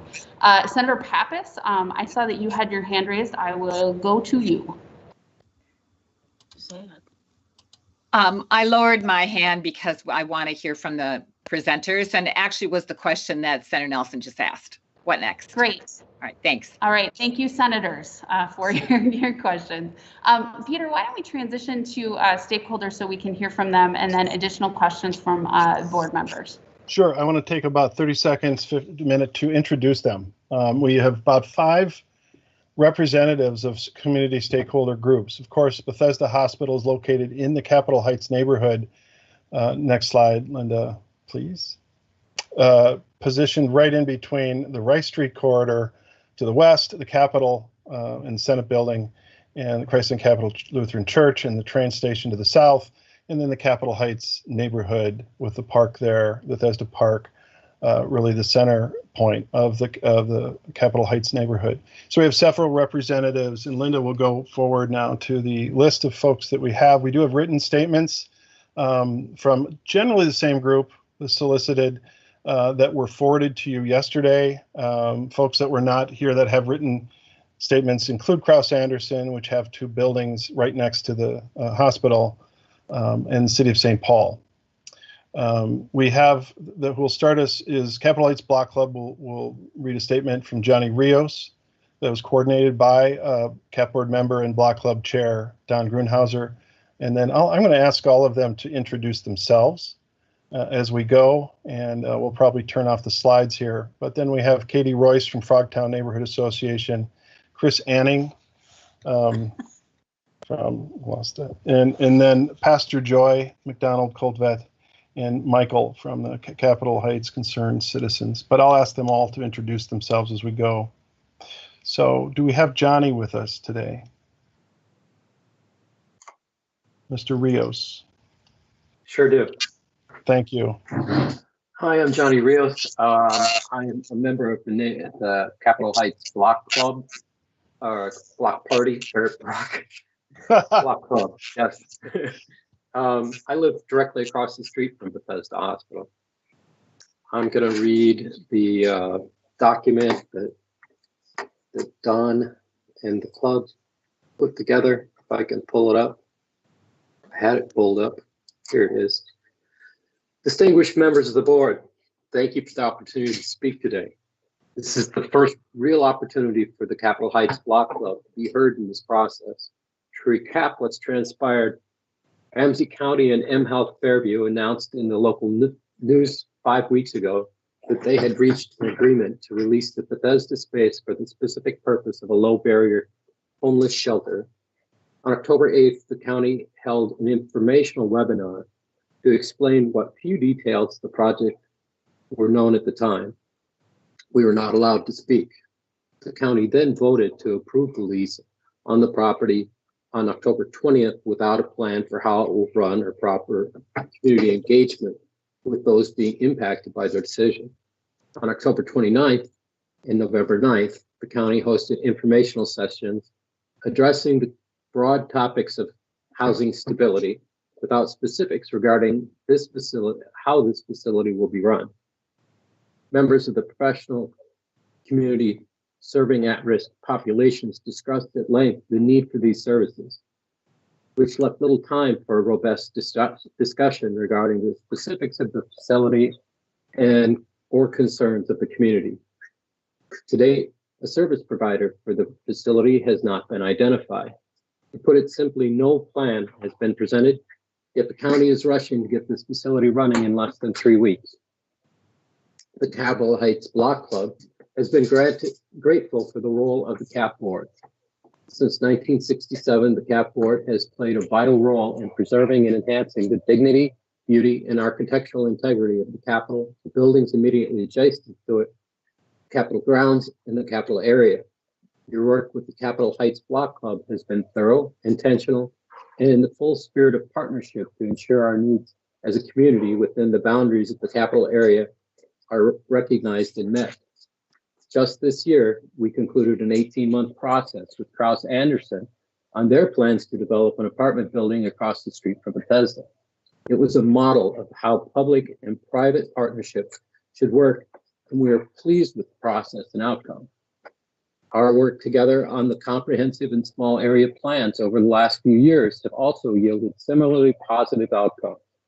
The CAP Board has also been key in working to restore the vitality of the Lower Rice Street area and improving the overall livability of the Capitol Heights neighborhood.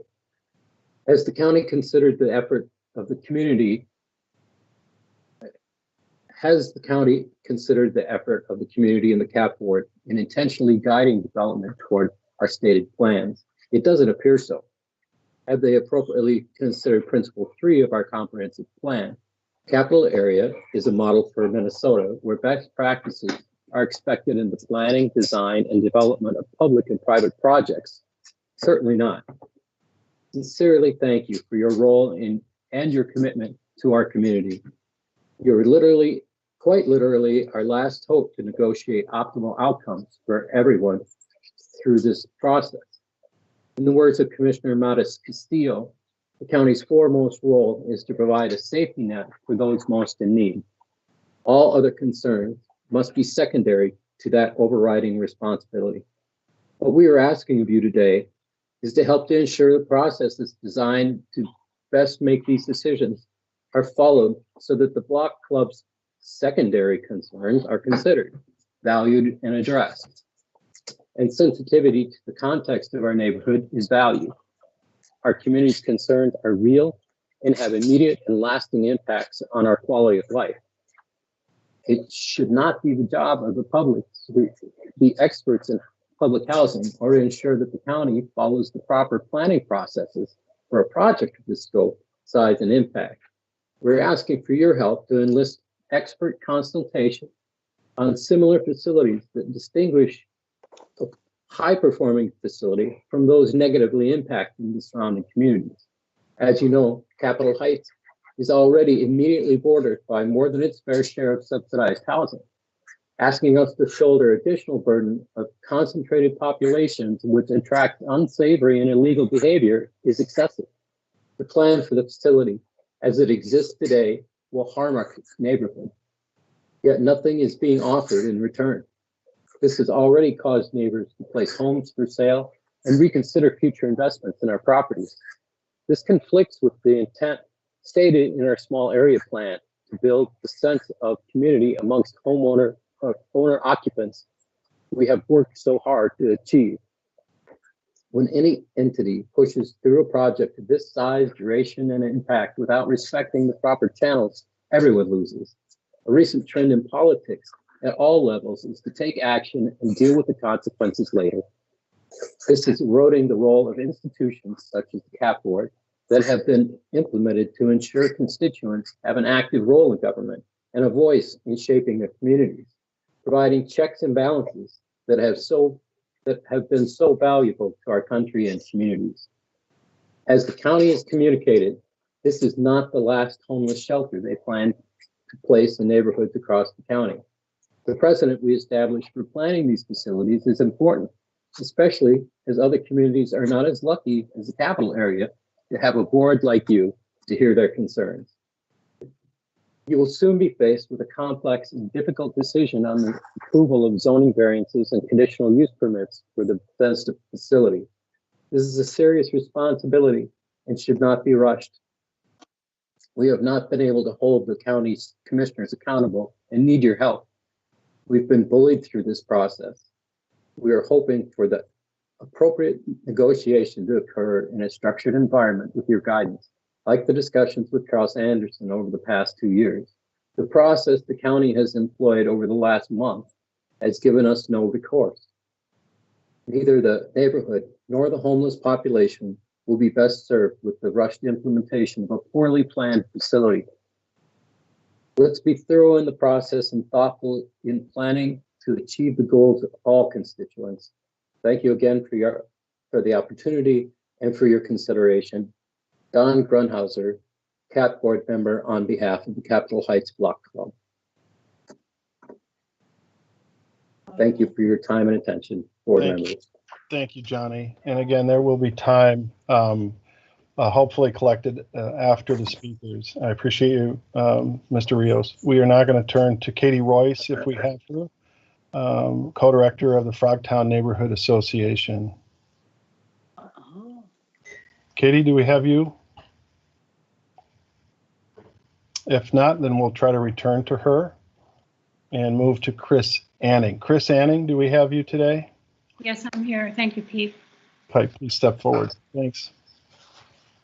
My name is Chris Anning, and I'm the board president of the Capitol Heights City Homeowners Association. And we are a block of 25 townhomes that were developed under the guidance and oversight of the CAAPB board, which we're greatly appreciative of. We love our homes. And I am directly across the street from the park and the hospital. We have homeowners who oppose the planned shelter, and we have homeowners who are not opposed to the shelter. So we all understand the urgent need for additional shelters and support taking care of people who are homeless. Our concern for the Bethesda site is how suddenly the increased density will change this small neighborhood of less than 500 people. A recent hotel shelter study presented to the Bloomington City Council meeting October 26th showed a very large increase in police calls at the hotel shelter sites. So we hope to ensure a safe environment in Bethesda and in the neighborhood through a careful plan and oversight. So we are presenting today a list of conditions that we ask the CAAPB board include when they consider a conditional use permit. These commitments are based on evidence that we've learned and gathered from nearby cities who have managed similar situations. Ramsey County has mentioned supporting many of these items in their PowerPoints and in their town hall meetings. What we're asking of you as a board is to commit to these in writing as part of the permit or the variance. So I will read them for the public to hear as well as to repeat for you.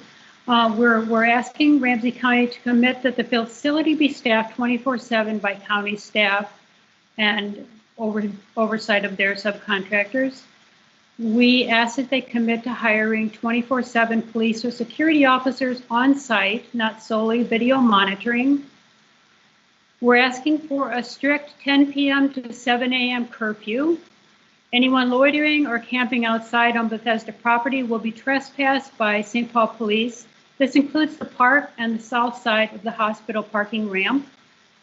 We ask that you commit to maintaining a residential facility and not as a treatment center at Bethesda. We ask that you commit to training staff in de-escalation and crisis intervention. I appreciate that being mentioned, but I would like it to be part of the permit. We're asking for to limit the single night stays and focus on housing individuals and families truly trying to get back on their feet. And have measures in place to clearly distinguish residents who are allowed to be in the shelter from referrals, from those who are not referred, not allowed, or have previously been trespassed.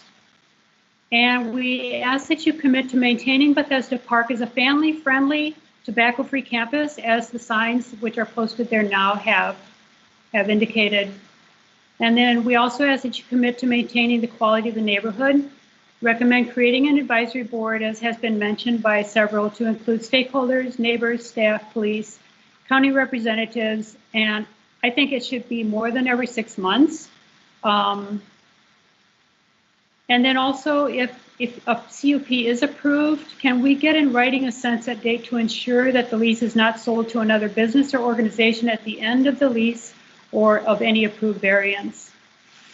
And then I want to thank Pete, Musty, Paul Mandel, and the CAP board for acknowledging neighbors as stakeholders and creating this space for us to share our concerns. We appreciate that you are giving us fair representation today and hope that in the process moving forward, we can continue to be a voice in this process. Thank you.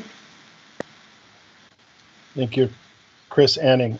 We now have we'll be looking for Katie Royce if she rejoins, but right now we will have Pastor Joy McDonald Coltvet of Christ on Capitol Hill Lutheran Church. Good afternoon. My name is Joy McDonald Coltvet. Can you hear me?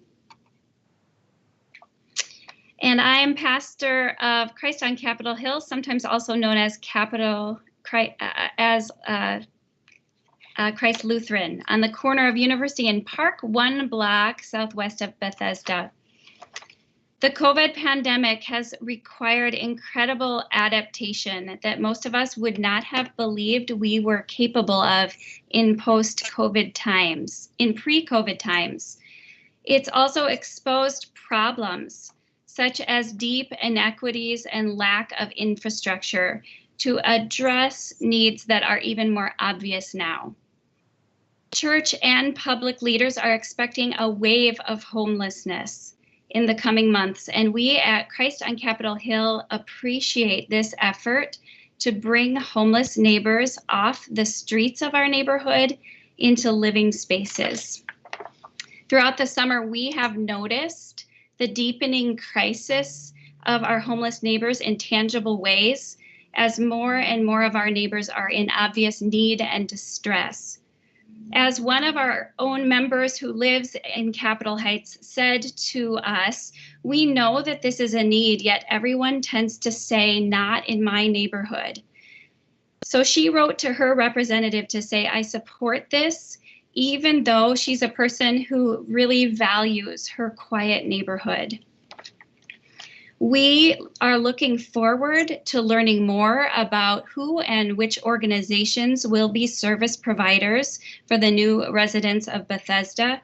And as we've said in our letter, we look forward to being a good neighbor to both these new neighbors and to the long-time neighbors in the Capitol area, Capitol Heights, Rice Street, and Frogtown. and look forward to being a part of a continual community conversation about how things are going throughout the 18 months of this agreement. Thank you. Thank you, Pastor Joy. We're going to turn to a group that was recently formed, Capitol Heights Concerned Citizens. I think they are about a month old.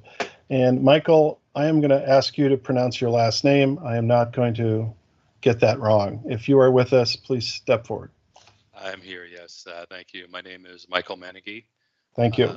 My wife and I have lived in Capitol Heights for 18 years. We live one block. Michael, I'm sorry to interrupt you. I would just ask you if you can speak either more directly into your microphone or speak a little bit louder so we can hear you. I'd appreciate it. Thank you. I can absolutely do that. As I was saying, my wife and I have lived in the neighborhood for 18 years. We are one block from the Bethesda campus. And Madam Chair, CAP board members, I appreciate the opportunity to speak today, and I'll try and keep this brief out of respect for your time. As Peter said, I represent a group of Capitol Heights residents with deep concerns about the proposed low barrier shelter at the Bethesda Hospital site. Today, you've been told that there's been ongoing community engagement with our neighborhood, but that has not been our experience. We learned about the proposed shelter the same way the CAP board did on October 5th via news reports that stated the board would be voting on the lease just 8 days later, when in fact the county and M Health Fairview had been having discussions about the site since at least mid-September. This was just the beginning of the misdirection and lack of clarity from the board. By October 7th, 140 of our neighbors had signed a petition opposing the shelter. The county has yet to make public any specific plan of how they will successfully maintain the safety, integrity, and quality of life for the surrounding neighborhood. And that is our primary concern, given that the county has not yet identified who will operate the shelter services or provide security. Any assurances being made by them today are misleading, and please consider this when you are voting. The online town halls have consisted of county employees speaking for about an hour, only about the positive aspects of the project. 30 minutes were left for questions. The call organizers selected the questions addressed and the people allowed to speak, who were mostly social service agency representatives or people not living in the immediate neighborhood. Those that asked challenging or critical questions were not called upon or responded to. Our interactions with the board have been negative. In an email, Commissioner Matas Castillo called residents who objected to a shelter in their residential neighborhood inhumane. When asked if the board would reach out to the Capitol Heights Block Club, Commissioners Matas Castillo and Ortega both said no. If the Block Club wanted their concerns addressed, the town halls were the only option to do so. We have been publicly put in a position of responsibility to solve homelessness in our community. This is a responsibility for elected officials, such as the board, and not one that we assumed when moving into our neighborhood. This is unfair and frankly irresponsible. The stated mission of the Ramsey County Board of Commissioners is a county of excellence, working with you to enhance our quality of life. The board has shown no interest in working with Capitol Heights, stating our quality of life is secondary to opening a 100-bed shelter that is, at best, a small Band-Aid on a very real and ongoing problem. And shame on M Health Fairview for closing a COVID facility during a huge spike in cases. We have worked hard to make Capitol Heights thrive and grow, and our partnership with the CAP board has played a large part in that. We are counting on you to ensure our representation in opposing a rushed, ill-conceived, and poorly planned facility. Thank you. Thank you, Michael. So we definitely, before we go into more detail about this, then it's obviously time for the board to ask questions or have comments of any of the stakeholders. And I also just wanted to thank stakeholders for taking the time, both those who sent letters, but also took time to be here with us today. Thank you so much. James McLean has a question. Go ahead, James. I'm just curious if the county knows at this point. We've heard questions about who the service providers will be. Is there a timeline in terms of when we'll know more about that? Madam Chair, Mr. McLean, thanks for the question. if you go to, and I want to continue to go back to ramseycounty.us, Bethesda is a place to see information, which will include that as we go. It also has videos to all the town halls, so I would encourage people to go watch them and form understanding of that information. Regarding the RFQ, our hope was to release request for qualifications this week. Based on some of the other pieces going on, it has not yet been released. My hope would be within the next week that is released publicly. That is a part of the process, is ensuring a public release of all the services that'll happen, and that'll go through a regular public procurement process between now and any opening that can occur. James, anything additional?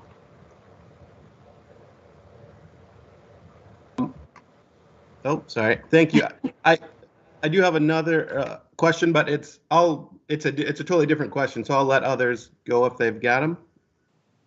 Thank you, Mr. McLean. Ms. Belton. Yes, I've got a couple of questions. First one, I know there's another facility in the neighborhood. Has there been any history of, what that experience has been like for the neighborhood? Is there any documentation on that? And then my other question is where are the homeless that are proposed to move to this area? Where are they right now? Are they coming from other counties? Are they already in Ramsey County? And then the third question is, was there a magic number associated with 100? How did you arrive at that? Madam Chair, I can answer the first question. This is Paul Mandel. I've been here for 33 years. That facility has changed hands once, I think, or twice. Used to have 26 members. It's common kitchen facility. There have not, to my knowledge, been any problems. Some of the graduates have taken up residence in the community, and to my knowledge, that has not caused any problems either. But we've not heard any complaints about the facility itself or any repercussions from it. Madam Chair, on the other two questions asked, if I can get them, let me make sure I get them in the right order. Where people are, Ms. Belton, so people right now are under bridges. They're sleeping in tents outside. They're the people you see along Interstate I-35. Some of them are in smaller encampments that are in and around this area. But they are the people that we are seeing day to day sleeping outside on nights like last night. The 100 number, thank you for that question. The 100 number is a partial number towards this broader issue of 300 human beings sleeping outside on any given night. It is not a mathematically derived number. It's a number that we believe we can take on within the space in the site, and bigger than that becomes challenging for different reasons. Large congregate settings have their own challenges, and so 100 was our best number we could get to while trying to meaningfully address the issues in front of us that we face. Okay, thank you so much. Thank you, Ms. Belton. Representative Dean. Thank you, Madam Chair. This is a really, really difficult situation. I think addressing the needs of our fellow neighbors that are experiencing homelessness is a really difficult,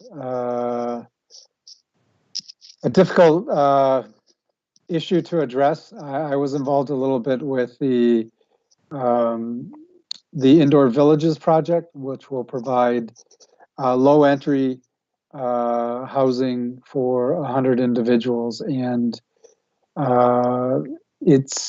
there's always going to be people that are opposing this because most of us don't like to see change in our neighborhood, and that's generally understandable. We've become accustomed to how we live, and when these things appear to be sprung on us very, very fast, which I think the COVID pandemic has made the urgency of a lot of these things that existed in a very different light of how counties, cities, and ultimately, I believe the state and the federal government will have to play roles in giving those individuals the opportunities to have some dignity, to get out from the cold and possibly not die.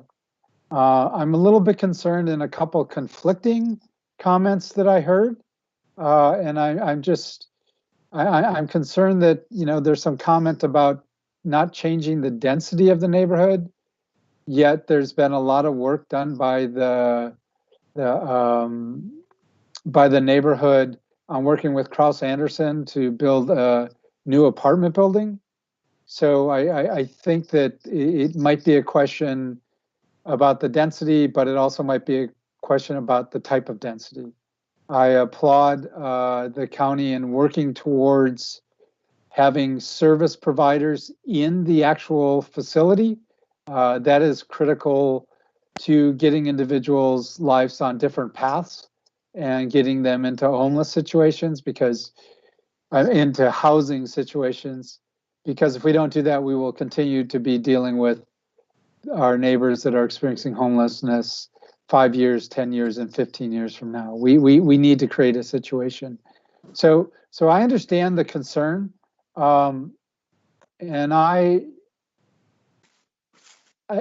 think that if the county and the folks that will be the providers in the actual facility continue to work with the neighbors, I think that I think it's something that, given a chance, might actually be okay. And that's really, really hard for people to understand about something that hasn't happened yet. It's been one of the difficult things in dealing with indoor villages. And whenever we talk about low barrier housing, there's concern about issues of alcohol and drug use. But, you know, these are fellow human beings, and we need to create situations where they can survive, and also create situations where they may have an opportunity to put their life on a different direction. So I know there's a lot of contention, and I would just encourage folks to keep a dialogue going, because that's going to be necessary over the next couple months. And it's probably more a comment than any question there, so no one needs to respond unless they want to. Thank you, Representative Dean. I did want to come and just to be clear, board members are clear to share as they feel fit. So thank you, Representative Dean. I want to make sure that I know that we are running out of time here, but Senator Pappas had a question that popped up in the chat.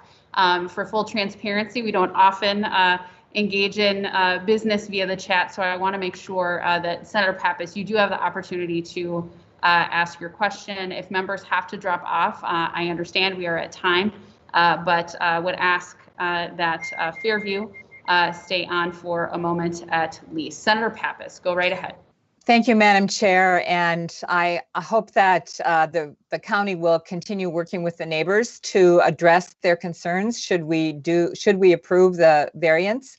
Because I think they're real concerns and important concerns, and it's important that they feel comfortable with the decision that we make, given our long history with the neighborhood in particular. My question, though, is I have concerns about an empty building and what that also might mean for the neighborhood and for the community. And what would Fairview do with this building if the county didn't rent it? That's my question. Hi, this is Laura Reed. Thank you, Senator Pappas. Madam Chair? Go right ahead, Ms. Reed. Go right ahead, Laura. Thank you. Honestly, Senator Pappas, I'm not exactly sure what we would do. I think what we will need to do is to continue to look at what are other options. We want to make sure that we continue to meet the mission of what Bethesda started as. When this came up to us, we really thought about what we could do to help on an issue that we felt very strongly about, and that we knew was going to be impacted heavily by COVID, and which we are currently seeing. And the opportunity to work with Ramsey County was outstanding. In the next few months, I'm sure that we're going to be looking at what is that need ongoing and how can we continue to help support. I understand, you know, we probably would have had our COVID patients stay in there for a bit longer, but when we thought we could make this move and have our COVID patients, which is the same number that is currently in Bethesda, we've actually have that same number available at our St. Joe's Hospital. So not slighting any of the opportunities to take care and continue to care for that patient population that we already committed to. Madam Chair, this is Paul. Obviously, as a planning body, that is one of our concerns come even the end of the lease in May of 2022, is what happens to this building. Yes, thank you. Are there any additional questions? I have a question. Can you hear me? Elaine Fink. Yes, Ms. Fink. I just want to, this isn't for or against. I just want to make sure that I'm reading this correctly. There would be 100 beds available. And in addition to that, there will be a COVID section of 68 more people, and then a walk-in clinic for testing, all in that building. So we have to take all three things into consideration. Is that correct? Okay. I just wanted to make sure I was reading it clearly.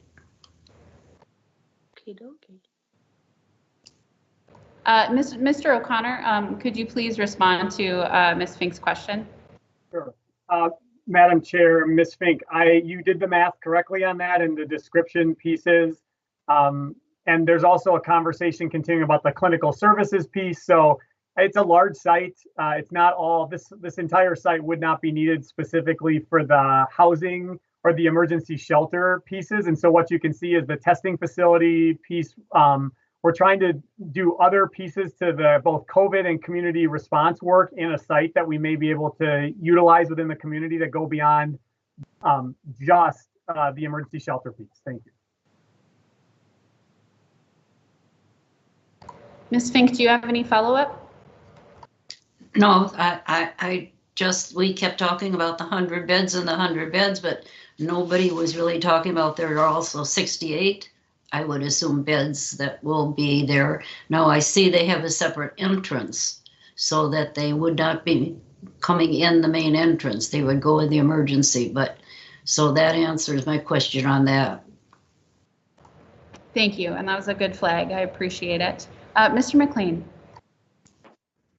Just curious, follow up on the last question. Would the potential COVID testing site be a site for community testing, or is it more focused on residents, that people who would be served at the facility? Mr. McLean, Chair Flanagan, the site would be a broader community-based site. Ramsey County has been operating cost-free testing across this community. It's been a model of testing in many places across the state for ensuring everyone has access and is trusting our sites. We need to get inside and get out of tents with warming spots. This will provide us with what we are calling a semi-permanent site, meaning it's not, well, I don't know, meaning it won't be forever, but it'll be during COVID. We will operate it, and that is not related to any particular population. That's for everybody to be served. It would be an asset to the entire community.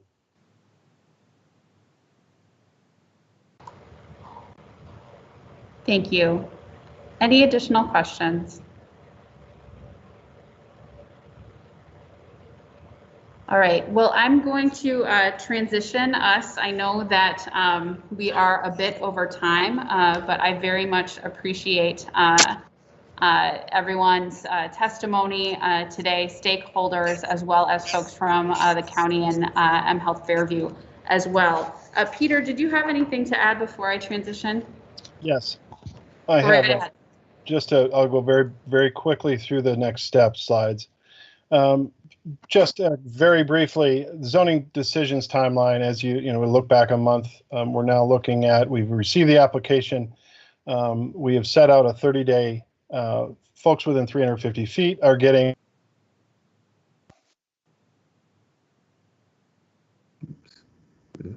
Peter, we lost you.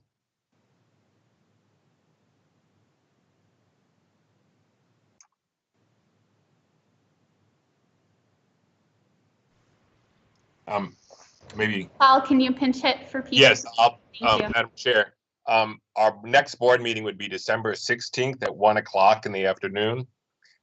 We will be taking input, and we will be having, Peter was going to be coordinating with a representative group, some input and some meetings in the interim. The 30-day notice went out in today's mail and was hand delivered to some of the doors.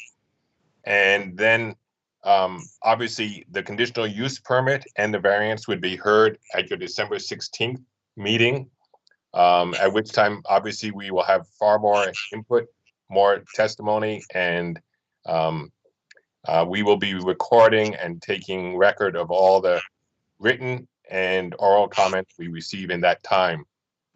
Paul, thank you so much. I am back now at this point. And that's exactly what we need to communicate there. And then a point about this is going out in the variance is tied to the conditional use permit. The variance is for that 1,320 foot radius of exclusion that is in our rules. It's a trigger to make sure that we have a diversity of congregate living facilities and not too many of them in one spot. That's the variance that has gone out. And those folks will have 30 days to, like any other variance, to provide comment. This is a time-limited conditional use permit with a variance tied to it. Linda, the next. So beyond May of 22 would really be a restart. We'd have to reboot and go through the same process again. So if the instruction really to board members as we look at the criteria for a conditional use, and there's a separate set of criteria for the variance. Keep in mind, this is for an 18-month approval. Then if there was planning that should start and proceeds to look at uses beyond that, then we'd have to restart for that at that 18 months forward in May of 2022. We'd have to be looking at another CUP and variance going through the same process. And the co-applicants understand that, and that's what they have applied for. So in your next meeting, you will have to go through the conditional use criteria and see. We can go to the next slide. And this is from our code. These are the criteria, and you've been sent in your memo that allow you to approve or disapprove the conditional use permit. However, back a slide, Linda. A provided approval, there needs to be, or there can be conditions set, such as the time limit or other conditions related to security or other provisions for investment or for accountability or review. So you would be not only approving the criteria or the CUP based on the core criteria, you'd be then reviewing a set of conditions. In the next slide.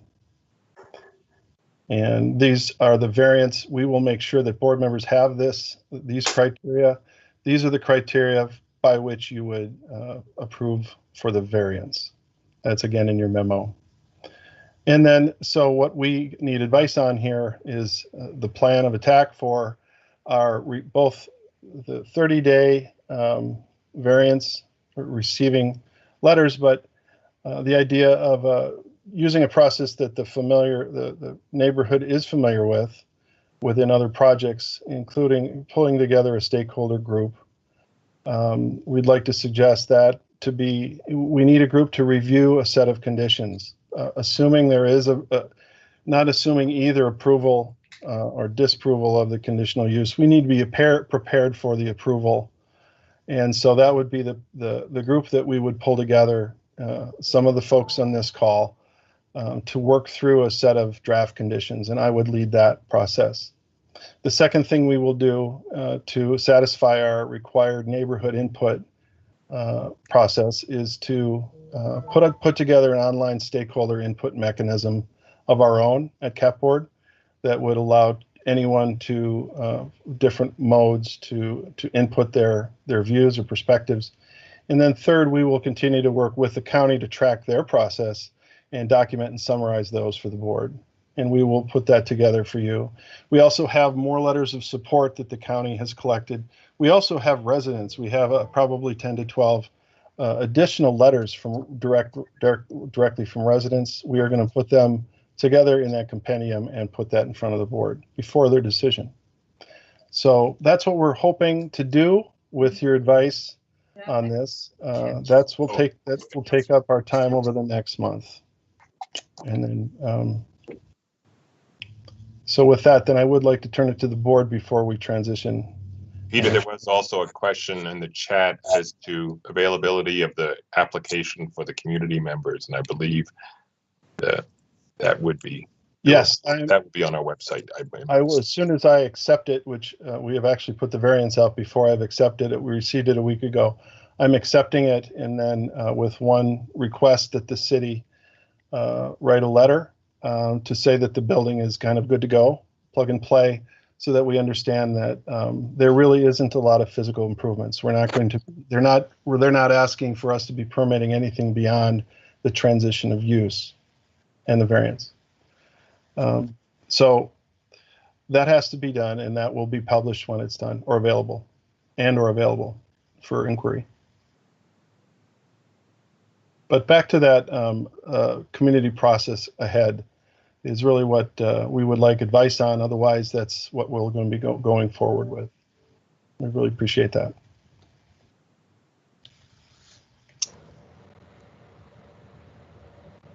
That wouldn't necessarily take a vote, Madam Chair, just a sense of the board that we're on the right track. Yeah, and Linda, you could bring that slide back up. I appreciate that. Just to be clear on what we're going to be doing.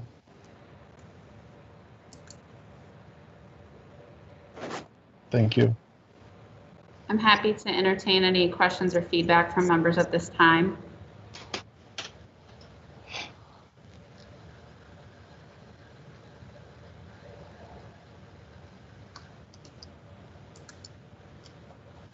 Senator Nelson. Yes, Madam Chair, will there be, yes, well, I assume there will be further discussion about this at our next meeting, which I believe there's one tentatively scheduled for mid-December. Will there be additional time for us to discuss this? Yes, Senator Nelson, the December 16th board meeting at 1 p.m. I would encourage you to put it on your calendar. There will be additional opportunity for discussion as well to include anything additional that we believe should be included in the variance or the permit. There will be considerable work done by the CAP board and others between now and that time as well to gather additional input from stakeholders and community members. Thank you.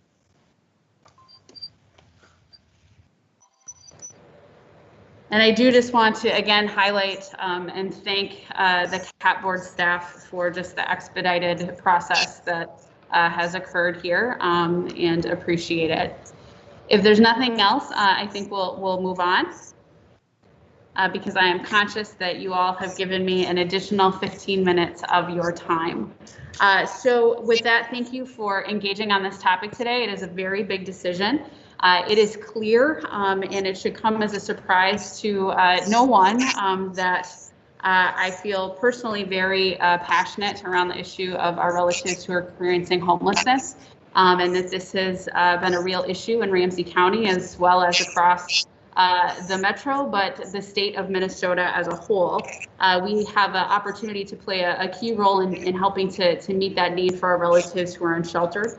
Thank you to Ramsey County and Fairview for taking the time to share details of your plan and proposal as to how you would help meet that need. But I will also say it is very clear that we need to continue working with all those folks who are directly impacted and affected by this proposal to address their concerns and ideas. And concerns that have been shared today are very valid, and I really appreciate the testimony that has been shared by folks. So thank you to everyone who shared their perspective today. The CAP board has a considerable amount of work to do, as well as the county to engage folks and get their feedback. And so for folks listening today, please know that there will be good opportunities for you to weigh in over the coming weeks. The CAP board staff will continue this dialogue because we need a solution that involves everyone's input, and we'll continue these conversations over the next month in order to be able to report back at the next meeting, which is in fact again December 16th. For the last item on today's agenda, I just wanted to provide just a very brief update for the board as well as the general public with regard to the advisory task forces. As you recall, we voted unanimously in July to create the Decision Process Advisory Task Force and the Public Engagement Advisory Task Force, and I'm pleased to report that these groups have already started to meet and have started their work. The task forces are an important part of our work as a board to advance discussions about the commemorative monuments, memorials, and works of art at the Capitol. And I just wanted to thank especially the folks who are part of the CAP board who serve on those task forces. Thank you for taking on additional pieces of work in your role on the CAP board. It is appreciated. And I look forward to reviewing the recommendations when they are ready. And I'm grateful for all the conversations that we have already had on this topic. We don't have any other formal items on the agenda, so if there's anything else from board members, I would suggest that we conclude our meeting for today, as you have given a lot of your time. And again, thank you to St. Paul City School, Ramsey County, and Fairview, and for all the community members who shared their perspectives. We believe passionately in public engagement, and we are digging in and trying to navigate that simultaneously engaging the public while also developing new processes for that. So I am appreciative of that. And a special thanks, of course, to Paul and to Peter and Linda and the CAP board staff who've just been doing a great job in making sure that board members have everything they need, especially during this time when we're doing everything virtually. It is very much appreciated, and just appreciate these virtual meetings running very smoothly, which is kind of a challenge here in 2020 as we are doing everything online. I feel very confident in this process. So we appreciate your hard work, and we'll just give you some applause as we can. And so if I'm not seeing any other hands, if there's no additional questions or comments or snide remarks. Madam Chair, just one other mention. A lot of this would not be possible without the assistance of Nash Pearson of Microsoft. I could not begin to tell you how these virtual meetings even come together without Peter and Linda, but Nash has been essential, and without him. So thank you all for bearing with us. And we may have several board meetings coming in the near future, so please keep your calendars clear. Thank you. That is, sounds kind of like a threat, but also an opportunity, Mr. Mandel. I appreciate it. But again, thank you so much. And Nash, of course, thank you to you. These things don't happen on accident, and we appreciate your help and assistance as well. And so just encourage everyone, of course, during these times, I'm not going to miss an opportunity to encourage you to continue to mask up, practice social distancing, and wash your hands. Take care of yourselves and take care of each other. And with that, this meeting is adjourned. Thank you so much. Thank you. And with that, we will end the live.